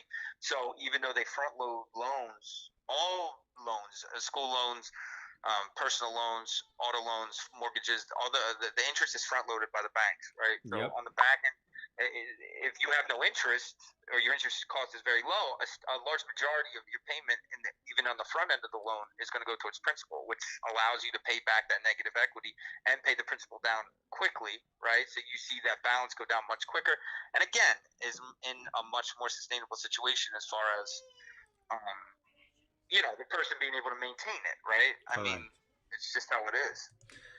Okay, mi gente, check this out. A lot of you come to us and you're looking to boost your credit ASAP. We recommend adding trade lines once all the negative accounts are removed from your credit file. And also, by the way, this topic will be at a 1 hour 15 minutes into the podcast. So once every negative item is removed, when you add your authorized user or you go to a catalog type of pay, every primary trade line that you pay month to month, we say people, you could boost your credit scores. But there is also boost, Experian Credit Boost. And some people always ask if it works, if it doesn't. Right now, John's gonna tell you the truth about it. So John, does Experian Credit Boost really work? Right. So I'm glad we kind of prefaced everything we did leading up to this because it Okay. built some skepticism into the conversation. So at least it allows it to carry through. So obviously, Experian came out. It was a year ago with the boost option, right? And let's just take the boost option. Everybody adds it and thinks that somehow they're like self-lending accounts. People do that too, and then they realize after the fact they don't really do anything. But if you look at just Experian Boost at its core, the idea behind Experian Boost is that you give them your own personal bills, whether it's your cell phone bill, your utility bill, your rent, your whatever bills that they're willing to accept, which is most of the time most utilities and other types of, I think you can even add insurance in there if you want. They'll add and then they'll effectively report. So it adds additional accounts to your file. And then lo and behold, poof, your score goes up on Experian.com 12 points, right? Or 10 Yes. points when you add it. Just randomly, right? It just happens to be 10, 12 points when you add it. It's funny how it works out exactly like that each time. But 12 points all the time? It's not. I mean, it ends up being like the exact same amount, right? But here's the kicker, though. Number one, when it comes to adding those particular accounts, those accounts hold very little water in the case of like how the components of the report and how the allocations of scoring are allocated within the context of the report. So your active scoring components are your unsecured credit ratio. That swing, meaning your total credit card limits against the balances. That swings your scores all over the place as that usage goes up and goes down, etc. Right? Yes. The other things are maintained, so they get built in immediately. You get a little bit of an adjustment, and then that is maintained, right? So when you get a mortgage or an auto loan, you'll immediately see your score drop after you make a couple payments. It'll revert back up. You get a couple points additionally, and then that'll just be built in. It'll be caked in. So when you're adding these accounts, it's the equivalent of adding like a secured card. You get nothing for it, right? Not only that, it's just like adding an account. So it really doesn't do a whole lot for you. But here's what it does that doesn't help. It now effectively sets you up. So whereas AT&T didn't have any reporting for you on a monthly basis, your utility companies didn't have any reporting for you on a monthly basis, your insurance company didn't have reporting for you on a monthly basis. All these different creditors now have you in a headlock because you've now added it to the credit report. And the reality is Experian gets money from them signing up with that service to add them. So Experian's getting money from you on the monitoring side. Experian's getting money from that creditor now because now they're in the system and it's a monthly fee that they're getting from the creditor. So in essence, the purpose of it was for them to generate revenue. Well done, good job, awesome advertising and marketing angle, right? Look at that. But the reality is now what consumers don't realize is that now they're screwed because some people don't pay their utility bills on time. Oh, I spoke to a girl. I spoke to someone yesterday that we're fixing their credit, and then we had to stop. North Carolina girl, and Illinois girl, and she's trying to get an apartment now. And guess why her credit scores are not there yet because we were only into 2 disputes. But She says she has 2 utility bills that she didn't pay that's reporting negative on her credit report. Yeah, so normally that only reports when it goes to collection, Correct. which is typically 3 or 4 months down the line, right? Yes.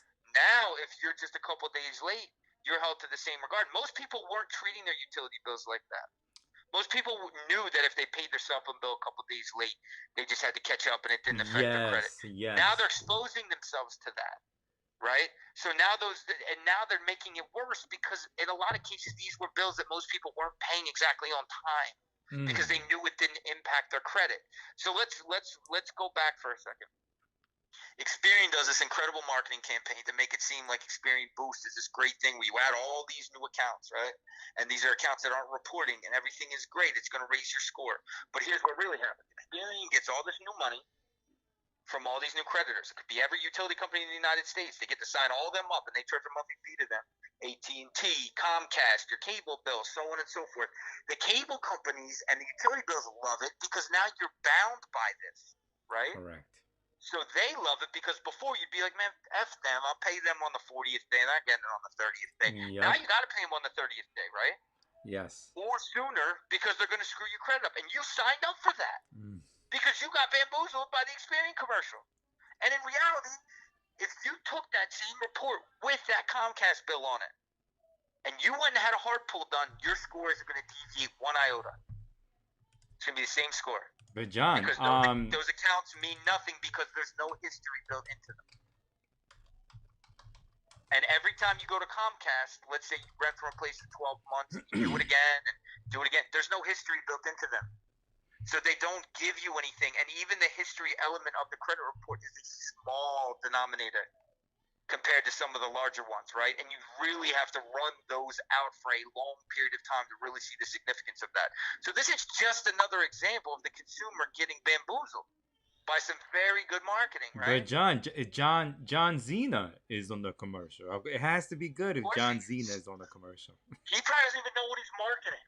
The fact of the matter, though, is that it's not. The people are signing up for this thinking it's going to help them. It's not going to help. It's going to put you in a worse situation. And let me just take it one step further. You adding on there your cable bill for $150 a month, right? And you adding on there your gas bill for $250 a month. And you adding on there your insurance bill for $180 a month.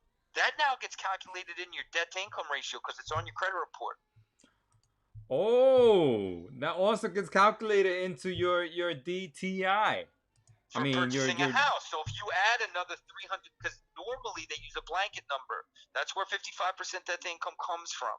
It comes from the idea that 45% goes towards taxes, insurance, gas, groceries, etc. But they use all the bills in the credit report. So now, if your monthly bill on your cable is $200 represents at 3% interest. That's what is that? $80,000 in buying power you just lost by adding one account that got you no score, right? Got you absolutely no score increase. In reality, on Experian.com you got a 10-point score increase. Yes. But in reality, when you go to a real lender, right, that's using a true FICO 8 formula, you're not going to see that score jump. But you taxed yourself. Oof. Right? So when you add 2 or 3 or 4 of them, you're like, yeah, man, let me just go all in, which people do, right? They go balls in. So why not add them all? So, right? John, you got 3 accounts, let's say, right? Insurance, cell phone, and what else? Cable, utility. Comcast. That's like 170. Yeah, that's what I'm saying. I mean, you take your cell phone bill for 200. I mean, let's say it's 150, right? Correct. Let's say your cable is 170. Let's just say your insurance, your car insurance is another 150. That's almost $500. $500 represents about $165,000 in buying power. You just wiped out. That's like having a car loan on your credit report. That doesn't stop. It's equivalent to having about a $30,000 car loan, and you did it because you thought it helped your score. But that doesn't stop, John. At least with a car. Experian marketing made you believe that it's going to add 15 points to your credit report. Crazy, right? It's crazy. If you really peel the layers away, and this is what I was talking about earlier. That's why I said it was a good segue. I think I sent you a picture of someone that does credit repair from Facebook and said something about Experian something, and that it says new FICO. This is the FICO formula. Get at me or something like that. And I'm like, why would they say that? What do you? I don't understand what you mean. No, they were praising the new FICO for Experian formula or whatever. Well, I'm not speaking about any particular formula. I'm speaking about the platform itself, which is Experian.com, selling this. No, that's what I mean feature. from Experian. The Well, boosting. who knows what people talk? Listen, half the shit that comes out is nonsense. Another third of it is ridiculous, and there's a very small percentage of it which makes sense, and you can tie back to reality. But Jay, you see how I take these topics and I walk it back, right? So I take it from A and I walk it all the way to Z. So anybody with an understanding of stuff can understand it when I explain it, right? And you don't need to have an MBA from Harvard to be able to understand a lot of these economic things when they're explained the way I do. You try. Anybody that's listening to this or that decides to listen to this, anybody that you deal with in any walk of finance should be able to do that in anything you get yourselves involved in. They should be able to walk you back in explaining a topic to you. If they can't, they're talking shit. Correct. Right? They should be able to walk it back to the origination of the thought to be able to explain to you why they're telling you that. If they can't explain that to you to where you understand it, it's because they don't fucking know it. So right? Jay, could it be that yes, you're trying to buy a house, right? And you add these 2 things, 3 things onto your credit report. Let's say they're $300.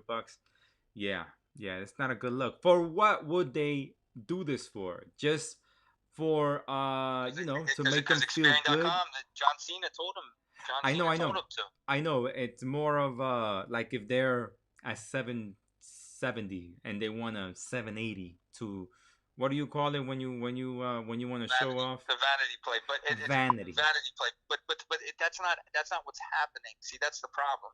The guy at 770 isn't doing it. You're feeding on the guy at 560. The guy that really needs the right advice and is getting the bad advice. Well, right? Jay, look, we have a lot of people, and a lot of you listen to our channel and our videos. And a lot of you sometimes, you come to us and you say, listen, I don't know how to go about doing such and such thing. And we educate you. An example of that is we have Anibal Colon, who is on the chat right now speaking to, like Carissa, the First Generation Project. And Anibal is a perfect example. He schedules calls. We educate him, and we had a long 30-minute conversation, you may say, John. Yeah, I think it was like that. But I mean, he asks questions. He wants to learn. He wants to understand. He wants to make sense out of it. Some people's brains are drawn to that, right? Correct. They want to be able to understand what they're getting themselves into. I commend that, and I told him that the other day.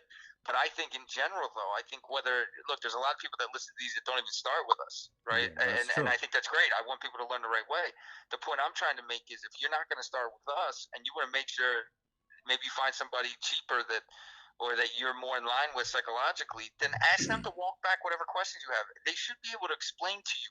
If you ask the plumber how he plumbed that faucet, he'd be able to show you. And by the end of it, you may not be able to do it, but you'll understand it, right?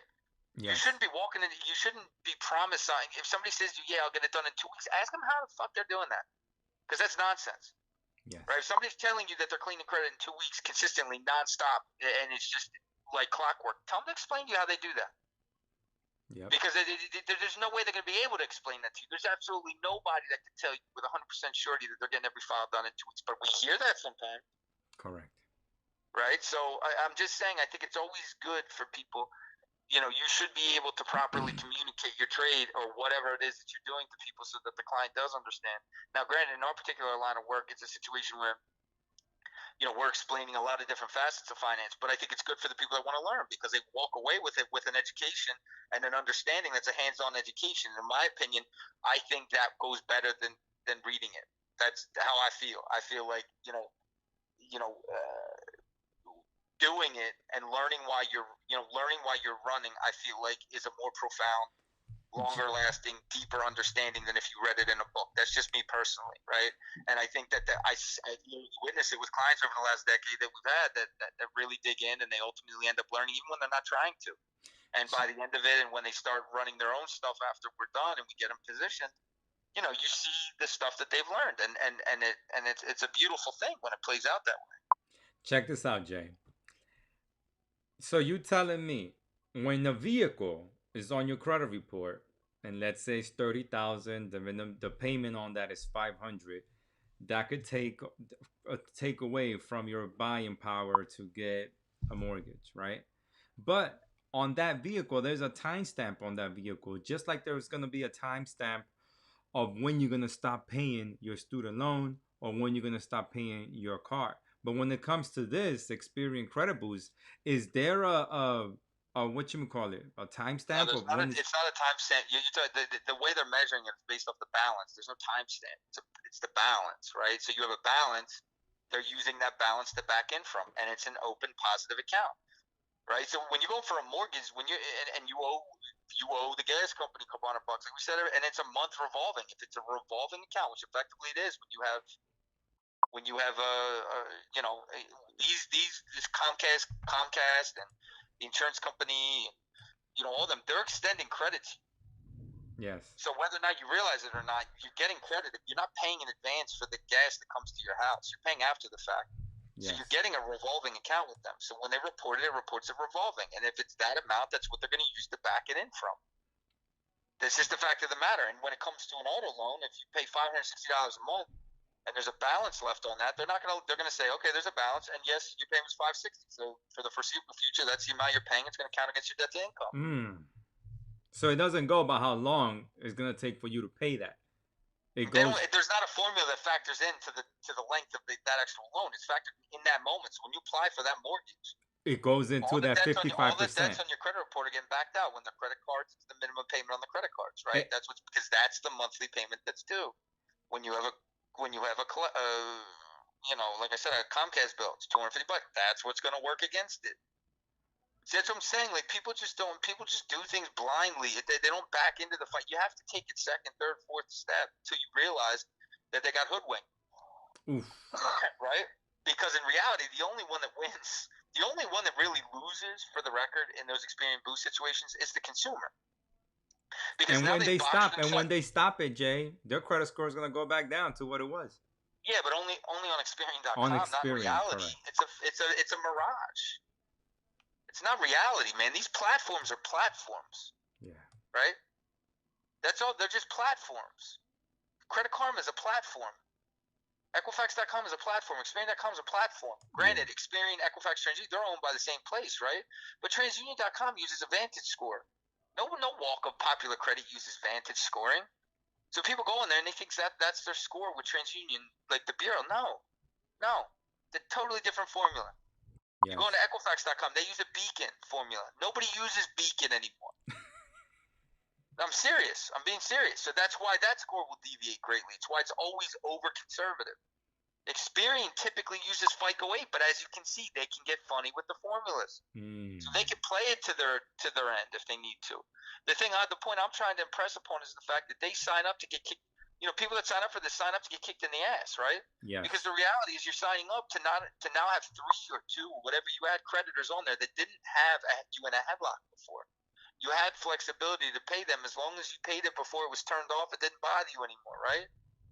But the fact of the matter is now you're on 30-day terms with them, tight 30-day terms.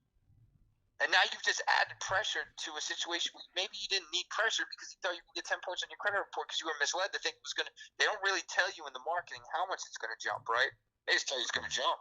Yes. Right? But the reality is if you go for a hard pull, you're not going to see that anyway. So it's irrelevant. Strictly for that platform.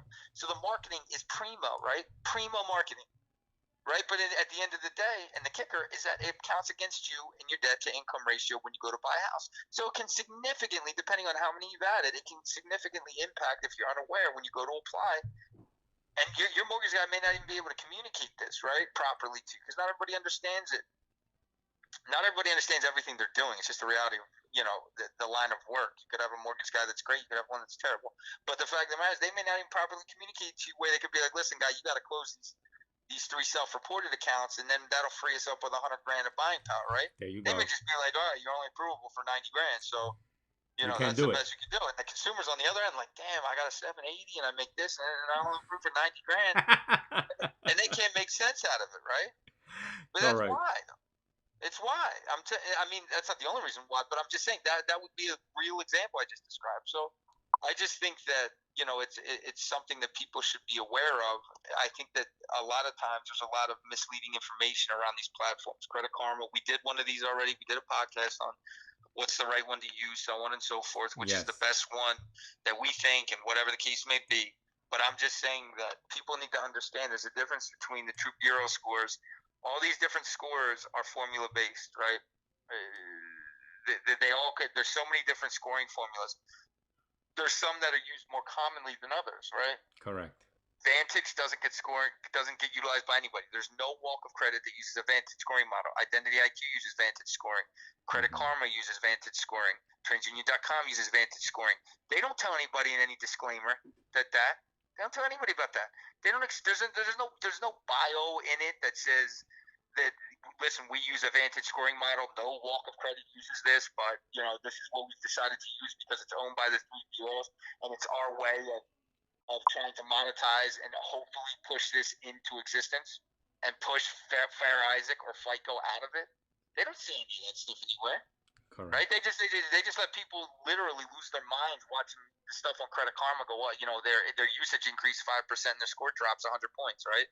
Correct. And you put with Credit Karma, people don't realize when you put accounts into dispute, any accounts into dispute on Credit Karma, it drops the score automatically. Now, that's not a real drop. That's not a genuine drop. That's not a drop you see on a hard pull. They do it because that's how their platform reads a dispute. Yeah, but So it's people lose their minds when they see it. They're like, "What happened?" well, They don't John, understand what happened. it's your fault. You put things in dispute that you're supposed to put in dispute. But it's but the no. But they don't even come at it like that. They come at it like they're losing their mind because they're like, "How could this happen?" Yeah. And I'm like, well, just go. Listen, do me a favor. Go over to. You have an Experian.com account. First and foremost, please stop using Credit Karma. Second, Yes. please go over to your Experian.com account and see that there's no score drops. So how could that happen? That one site shows 65-point drop and the other one doesn't show it, and here's why. And then you explain it. But the fact of the matter is, there's no disclaimer anywhere on Credit Karma that says that. Yeah, but There's sometimes we have to there's yell at nothing. people. I mean, you could make an entire website. You could make an entire television series on all the nuances that exist on Credit Karma. But it's like the most popular credit site there is because it's free. Correct. It's crazy. Correct. It's crazy. So, I mean, I could talk for a long time about that too. So the boost. Let me see who asked here. No, not Curtis. Fat Boy. He asked, what you guys have. You guys may have addressed this, but is it true that Experian Boost raises your score, but it also adds to your DTI? Yeah, that's what we finished ranting on right now. Fat Boy. It doesn't raise your score legitimately though. It raises your score on Experian.com. Correct. Only on Experian.com it raises your credit score. You might see a blurb anywhere else, right? And that could be associated with anything. But on Experian, you'll see it on Experian.com because that's where you have to put it through. It's not immediately notified. That's where you have to submit it. And as a response to the notification, when it reflects, you're like, "Yay, 6 points!" But wait, Jay. 5 points. Wait. Hold up, Jay. I got a question right now. We just came in because if you have 3 credit scores, that are gonna be one that's high, one that's middle, which is your FICO, and the one that's the lowest, right? Are you gonna, when you get, let's say Experian is the one that is your FICO score, which is the middle score of it all, when you go for the mortgage, will they look at just your FICO score and base your DTI and everything based on that? Or how about if it's on Experian that you get the credit boost, but Experian becomes the highest? Experian reports it to all 3 though. You submit it through Experian, but it shows on all 3. Ask anybody that's utilized it. They reflect it to all 3. Okay, but you finished saying that only Experian will give you the boost, but not. No, you're confusing what I'm saying. Experian.com gives you the points on their site because they're triggered. I'm not saying you're getting points on a real pull from anyone. Experian.com again is a platform. It's a platform. Correct. That's all it is. It's a platform that's owned by Experian. It is a platform. That means all it is a housing for whatever it is they're trying to sell. The same with Equifax, same with TransUnion. So you put it through their site, you submit those requests for the boost through their site, and when they report, Yay, I got 6 points. Yay, I got 5 points. And then Experian notifies the other two bureaus of those accounts. So it shows on all three, but you don't get any score jumps for that. Oof. That's what I'm saying. It's not a win anywhere. If you look at it at its core, it's a kick in the nuts, and when you bend over, it's a kick in the ass. You know, I mean, there's nothing to it that helps the consumer. But as far as the debt to income, you're going to see it on all three. It's going to reflect on all three, and it's going to impact you on all three. Boost is a joke. 6 to 10 points. Curtis Davis. Yeah, it is a joke. It's a joke anyway, and probably most of the people that have used it realize it's a joke. It's just like those self-lender accounts. Those self-lender accounts are a joke, right? Correct. They're just dressed up secured cards. That's it. That's all they are. So if you didn't want a secured card, why do you want a self-lender account? Doesn't make any sense. So in the event, Jay, just add authorized users. Is that what that looks prettier? What's that? In the event that you just want to boost in credit scores, just add authorized users. Don't even recommend. Well, listen, we did a whole podcast on that. How to raise your credit scores quick. Correct. How to do it right. How to do it quick. We go into an entire 3-hour spiel about that. Correct. If you're not sick of hearing me spiel about things, go watch that. Yeah, that's true. You'll really get sick of hearing me spiel about things. But the quickest way to get your scores up quickly and legitimately and regardless of the formula is to either pay down your credit cards, right? Correct. To get your unsecured credit ratio lower, because that is the most active portion of your credit report. Correct. The most active scoring denominator that exists in your credit report. So as your unsecured credit ratios cumulatively go up and down, the scores move with that. Every one of your credit cards reports at a different time each month. Some people get like one inquiry and they're like, oh man, that one inquiry dropped my score 8 points. No, it didn't. It just happened to coincide with a statement that just reported on one of your cards, and your usage went up and subsequently the score went down. Correct. Excuse me. And that is, if you really want to move your scores and quickly, then you can even learn. We talk about how to time it and things like that in there. And if for some reason you don't have the money to pay down, let's say you're somebody that has a $60,000 in limits and you're like 50 grand. Right, and you don't have the ability to come up with 40 or 50 grand to get it down to make up those points, and you want to get a couple AUs, you can also do that. That'll help feather out, because that ratio is the determining factor, and that's effectively what those AUs do. It'll raise your limit, right? So in this case, if it was $60,000 in limits, $50,000 balance, and you went and got two $25,000 AUs with no balance, you would now have $110,000 in limits, and your balance would be 50, and you would go from like 90% down to 50%. You recoup roughly about 30 points, 25 points per bureau. Correct. And that happens immediately upon reporting. So these are the quickest and easiest and most sustainable ways, and they're not. It doesn't matter the formula. It doesn't matter the circumstance. It doesn't matter the situation. It works like a clock. Correct. So if you need a hard and fast way to do it, watch that. We go into a lot of depth on that, but that's a very correct. Now let's get. I mean, if we're not done, I mean, we're gonna get into some questions. Yeah, I'm done because I gotta get off at 8. So. Oh, you gotta get off at 8. So we only have a couple of minutes, guys. Not a couple of minutes. We got 15 minutes. All right. So we started talking about the first gen project. Carissa is on the line saying hello. Stock market. She says something. The stock market is controlled by the 1%ers. That's why it's still up. Is there any truth to that? I mean, look, the stock market it's got its trillions upon trillions upon trillions of dollars of volume on a daily basis. I mean, it's invested in mutual funds. I mean, there's so many fund flows that come into that. To think that who controls those particular mutual funds and all the hedge funds? I'm sure the concentration as far as ownership is tight, but the reality is that it's not one or two people that's making all these purchases on a daily basis. I mean, you're talking about a significant amount of money. So, no, I mean, that's not realistic. But in this particular instance, we keep going up because we're being propped up going into a political, into an election, and the propping will probably continue, at least on this side of things, until after the election, depending on who wins the election. So, I mean, I wouldn't be surprised if you see it into the. I mean, we may see some zigs and zags, but net, we're probably going to have. We're probably going to be cruising. I mean, look, a good idea of this is that, the VIX, which is the volatility index in the stock market, it basically is it's called the fear gauge, and it tells you how many people. It's the ratio of put calls and put calls are option. I'm sorry, put options. Puts are basically people buying insurance thinking that the stock's going to go down, or they're just buying naked puts, which means they think stocks are going to go down. But a lot of times what people do is they'll buy an equity position in a stock, and then they'll buy a put to protect the downside in case it reverses. Well, or in case it goes down while they own it. So they make money both ways, and effectively it shows up as insurance. But when you see those put volumes spike, you see the VIX go up, right? Correct. And the VIX has been going up now for 3 weeks, and the stock market's just been trading higher. The two don't ever go in conjunction. They rarely go in conjunction. Typically speaking, if you've heard me talk about this before, when they do go in conjunction, it normally is a sign that, there's a lot of skepticism. So somebody is under this buying this, right? Because there's a lot of put buying, meaning people are buying protection, meaning people don't believe in the market. And somebody is still pushing it higher. So I'll let your imagination bleed to that. But I think the Fed's got a lot of money set aside to keep this market propped up through the election, and I think it'll probably continue to stay that way. But I don't think it's just I think there's a lot of the retail element. Just to finish up this point, retail element of trading, which is like non-institutional, non-hedge fund, etc.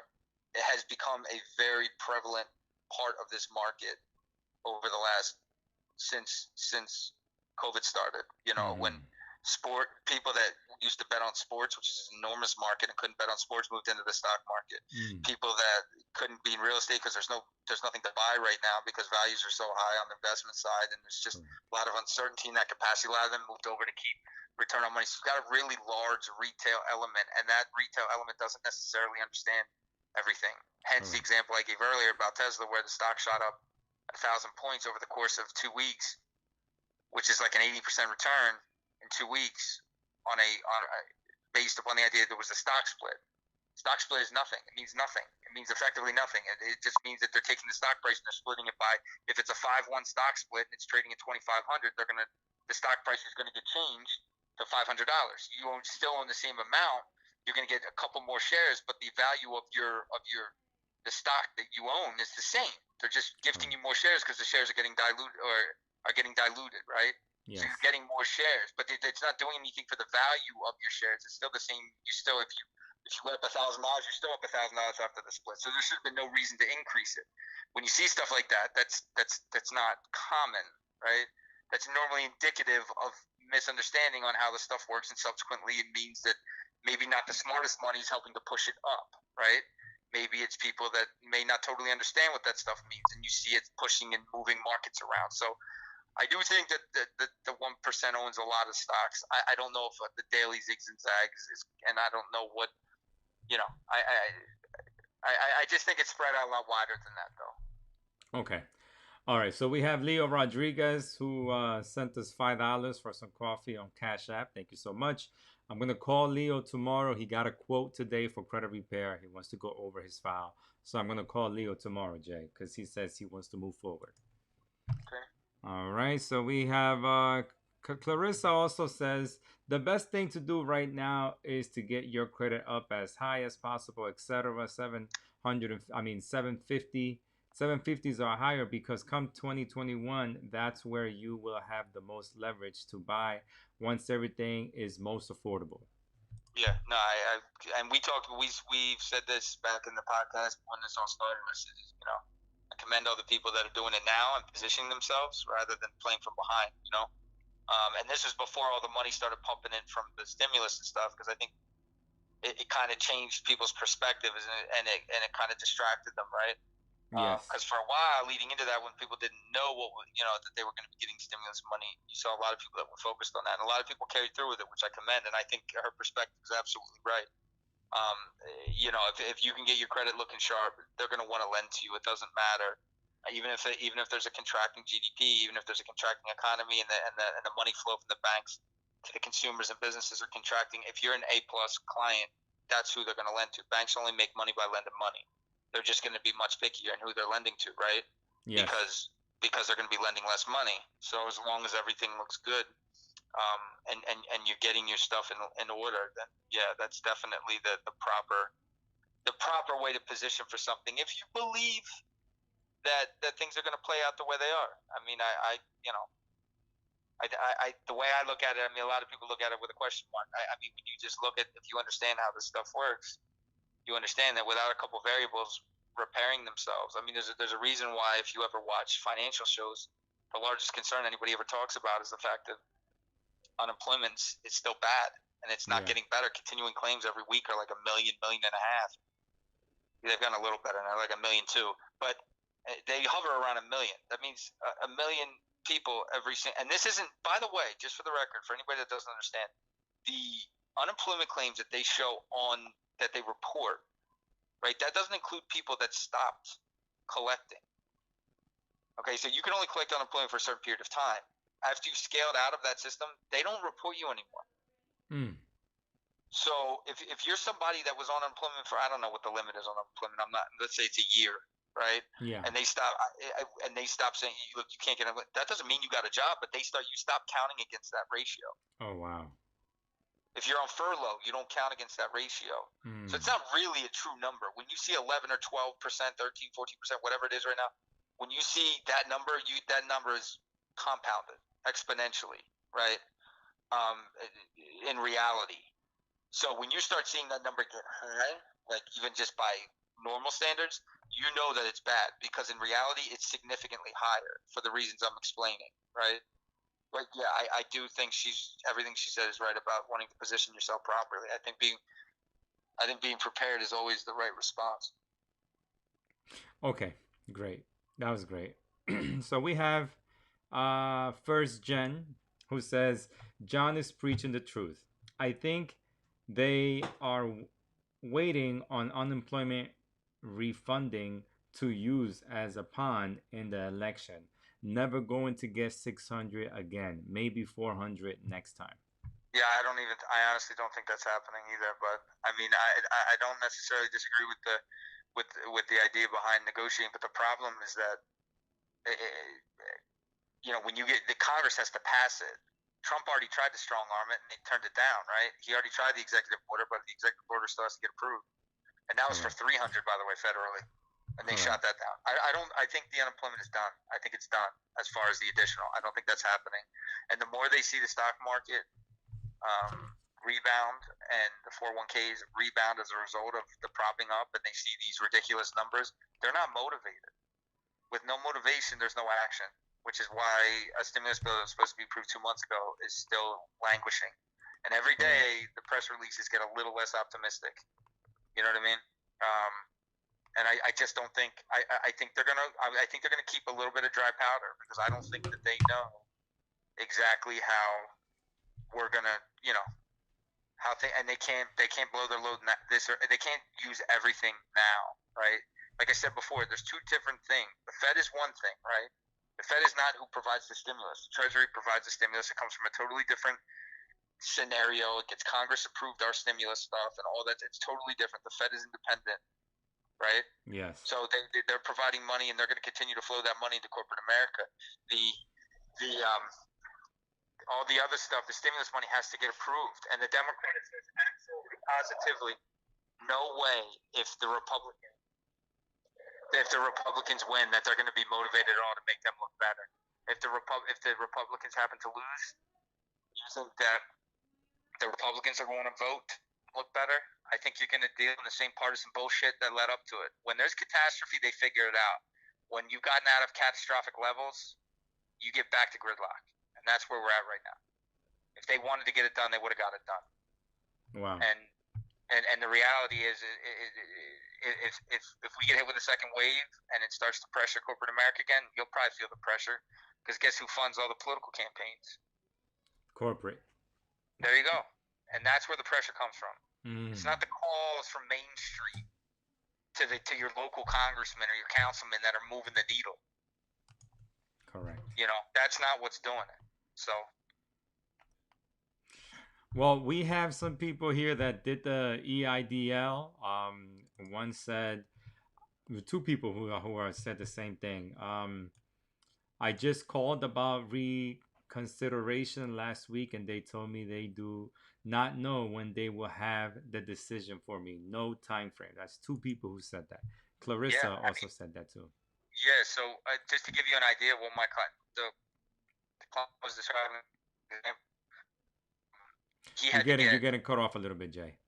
I said the client that I was talking about earlier in the podcast that I gave the example with the guy that owns the insurance claims company in South Florida. He got the mayor. He CC'd the mayor of Miami. I think the governor of Florida. He had to CC all these people on the email in order to get the response that day because they've been calling him and his assistant been calling over and over and over and over again. And guess who we got on the phone today after doing that? Now, how many people have the ability to do that? Correct. Very small amount. So that's just going to show you, though. I mean, it's becoming a little bit of a tree shaking contest, meaning there's a lot of squirrels trying to get the same nut, and there's only a couple nuts left to get. And that money's running out. So what I advised him, and I advise everybody that there's only 2 clients of mine that decided to try and do it on their own, and this is what happened. But the fact of the matter is, it's happened, and here's where we're at. But I told them, and I'm will tell anybody that's close, you got to call every day. Find one person that you can identify with over there and just bother the shit out of them. Yeah. They'll eventually take an interest in it because they just want you to leave them alone. Right? Correct. It's like subtle harassment 101. They'll eventually look at it. They'll eventually push it forward. They'll eventually do it, but they're reluctant because, again, you're dealing in a situation where the money is running out.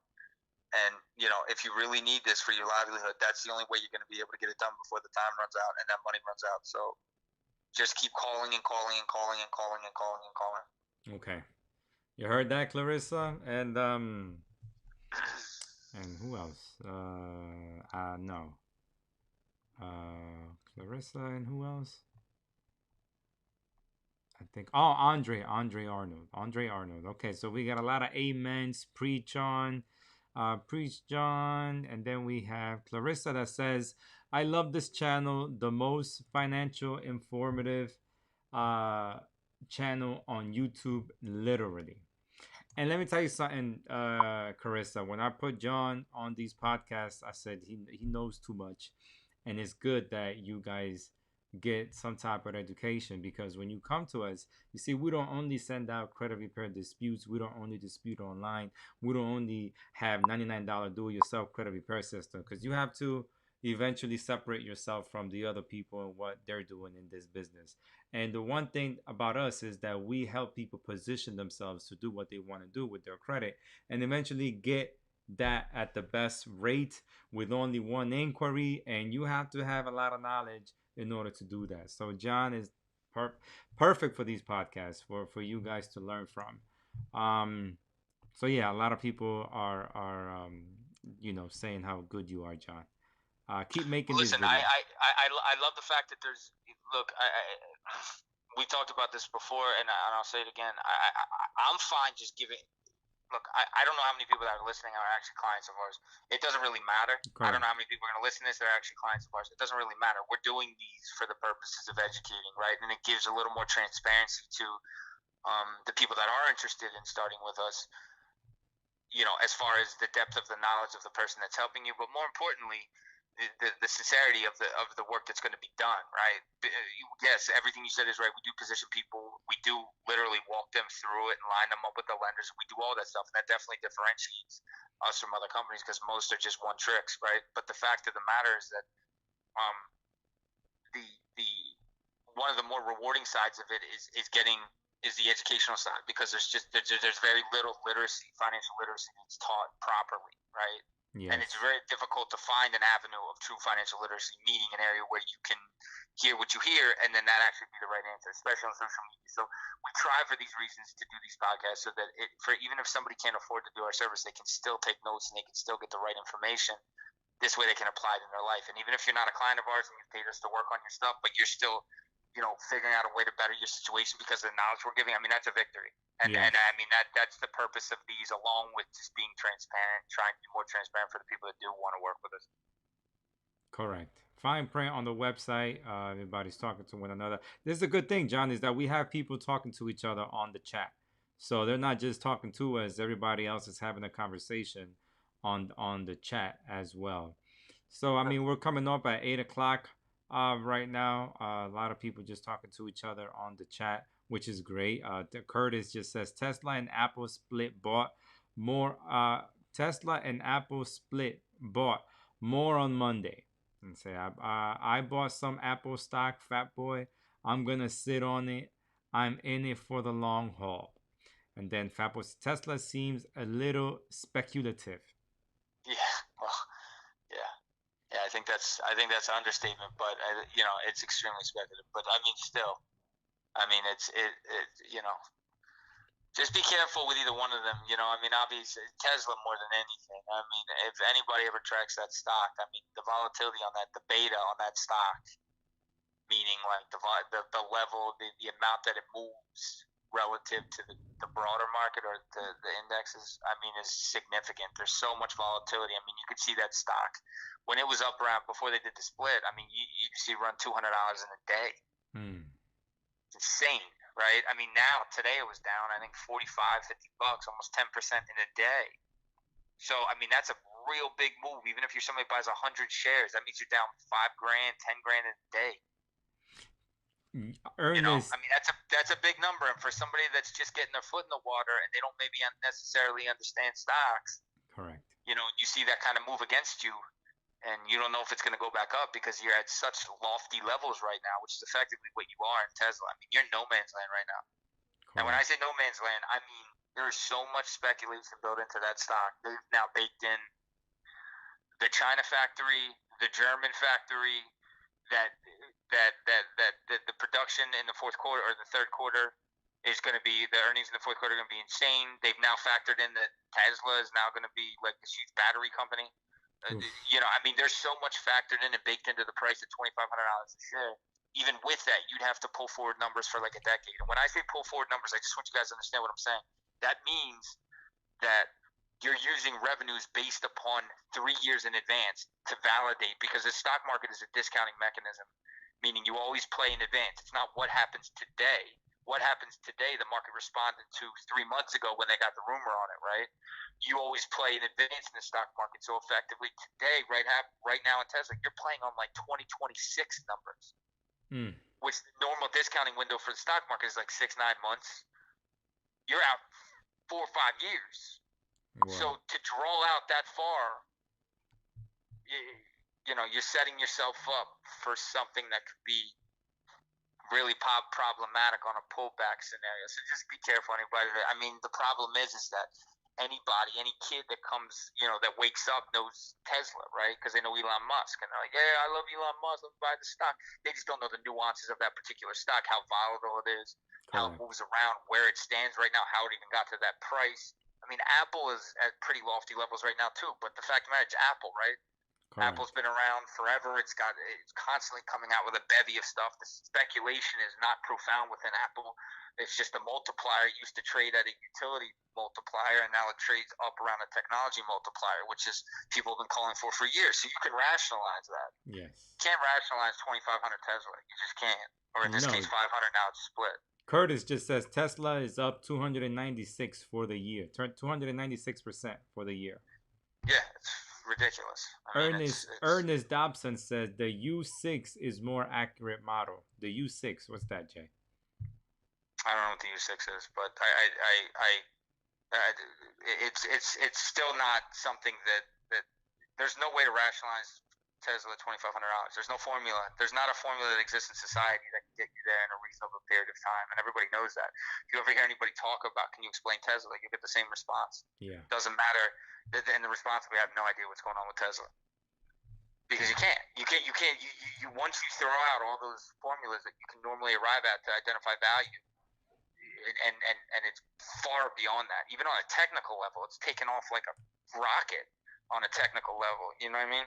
So, I mean, just be careful. That's all I would say. I mean, there's a lot of stocks that are medium and low beta stocks that aren't as crazy, and you're not gonna get torched. I mean, this. If you buy Tesla and you're like, I'm in it for the long haul, then just don't even look at the screen, because you could have another day like today where it drops 10%, or it could go up 40%. Who knows? Oh, it's crazy. It's in such no man's land right now, and it's not tied to anything that nobody can even make sense out of it. Okay, Jay, we are at Apple is steaming with Google to revolutionize the healthcare sector. That's fabulous. Yeah, that's what I'm saying. I think that, I think Apple, you can rationalize that number, even though it's up by itself, some ridiculous amount of number. But you can find a rationalization for Apple, right? I mean, there's so many areas it can expand in. And I'm not saying that Tesla doesn't have a lot of people and a lot of followers. It does, but the things that they're trying to speculate into the price have not even started yet. Apple has this base, and they're wedging off of existing products that are already in place, right? Yeah. And they're just leaning off of them, and they've already proven that they can sell those products. So not that Tesla can, I'm just saying we're up in lofty levels. I think when it was trading at $1,500, $1,600, I mean, you were running at like 2024 numbers. So now we're at $2,500. Well, again, I'm not counting the stock split, but as of yesterday, before the split, it was $2,500 a share. So, I mean, if you do the math, there's no way to get there. There's no way to get there. So, I mean, look, it could go to $8,000 a share. Who knows? It's Elon Musk. Like I said, I think he's the Thomas Edison of our generation. And I think that the young generation and even the millennial generation, you know, I mean, they're just in love with everything he does. So Correct. this could run on euphoria even longer. But there's going to come a time when it comes back to reality. It's just fact. And it will come a time when it bases itself off of earnings and ratios, et cetera, that you can actually rationalize. But that, I don't think that's coming. That's coming yet. All right, Jay. We're at 8:06, which is a great time. I know you wanted to cut off, so that's great. Thank you so much, John. Again, John answers all of my emails. If you guys are looking for credit repair with us, just email me right here, GizzyCredit at GizzyCredit.com. We'll review your file. We're normally looking at Identity IQ or Experian.com. No Credit Karma, please. But in the event you're just looking for a quote, want to see what's going on, definitely hit us up. Anything else you want to say, Jay? No. I think I covered everything. I think And give us some ideas of what you guys want to talk about next podcast. I know that you guys are these people. They like you, Jay. So they're like, man, I want to see this guy every week talk. But you know, every other week we're doing these podcasts every Monday. But definitely I'll have more videos out for you guys, more credit repair results coming this week as well. So just you know, every other week, I guess it's a special time for you guys to get on live with us and ask us any question and learn some more about credit and what's happening. All right, Jay? You got it. All right, take care. Thank you. Yep. Okay, mi gente, you already know. Oh, man. That was a lot of stuff, right? A lot of ranting. Listen, the topic starts at what? An hour, 15 minutes? We like to go into the economy, what's going on. You know, John's in Florida, I'm in New Jersey. So what's going on with the economies in both, you know, in both areas. So definitely I hope that, you know, you like the podcast in that aspect. And then we go into the topic and really get deep into it.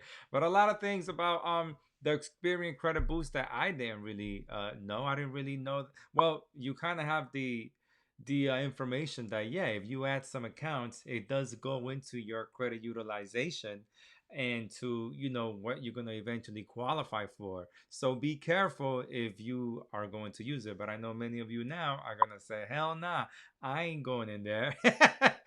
Forget that. I don't care if John Cena is the one that that's putting the stuff out there. Good brain food for the evening. Yes. John's awesome rest day. Yes. So yeah, we're gonna come up with more do it yourself. You can bring her out, Tara. We're gonna come up with more credit repair results videos. I know you guys are waiting for the Gizzy Credit theme song. Oh, thank you so much for the cafecito money. Hey, listen, Aníbal, he gave us some money for some cafecito. Thank you so much. And you know, anytime we get some cafecito, definitely is worth it. But anyways, you can find me on all the social media networks right up top. All of you guys want to wait some more. I enjoy the financial topics. Weekly podcast will be great. I know, every other week, Carissa. Anyways, bendiciones to all. See you guys later. GizzyCredit. Anything you want, then you can get it. Don't get scammed, cause then you'll regret it. You no longer gotta look pathetic. GizzyCredit.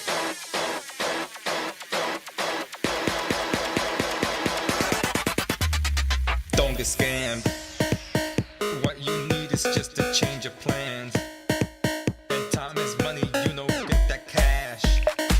Whatever form it comes, just get it fast,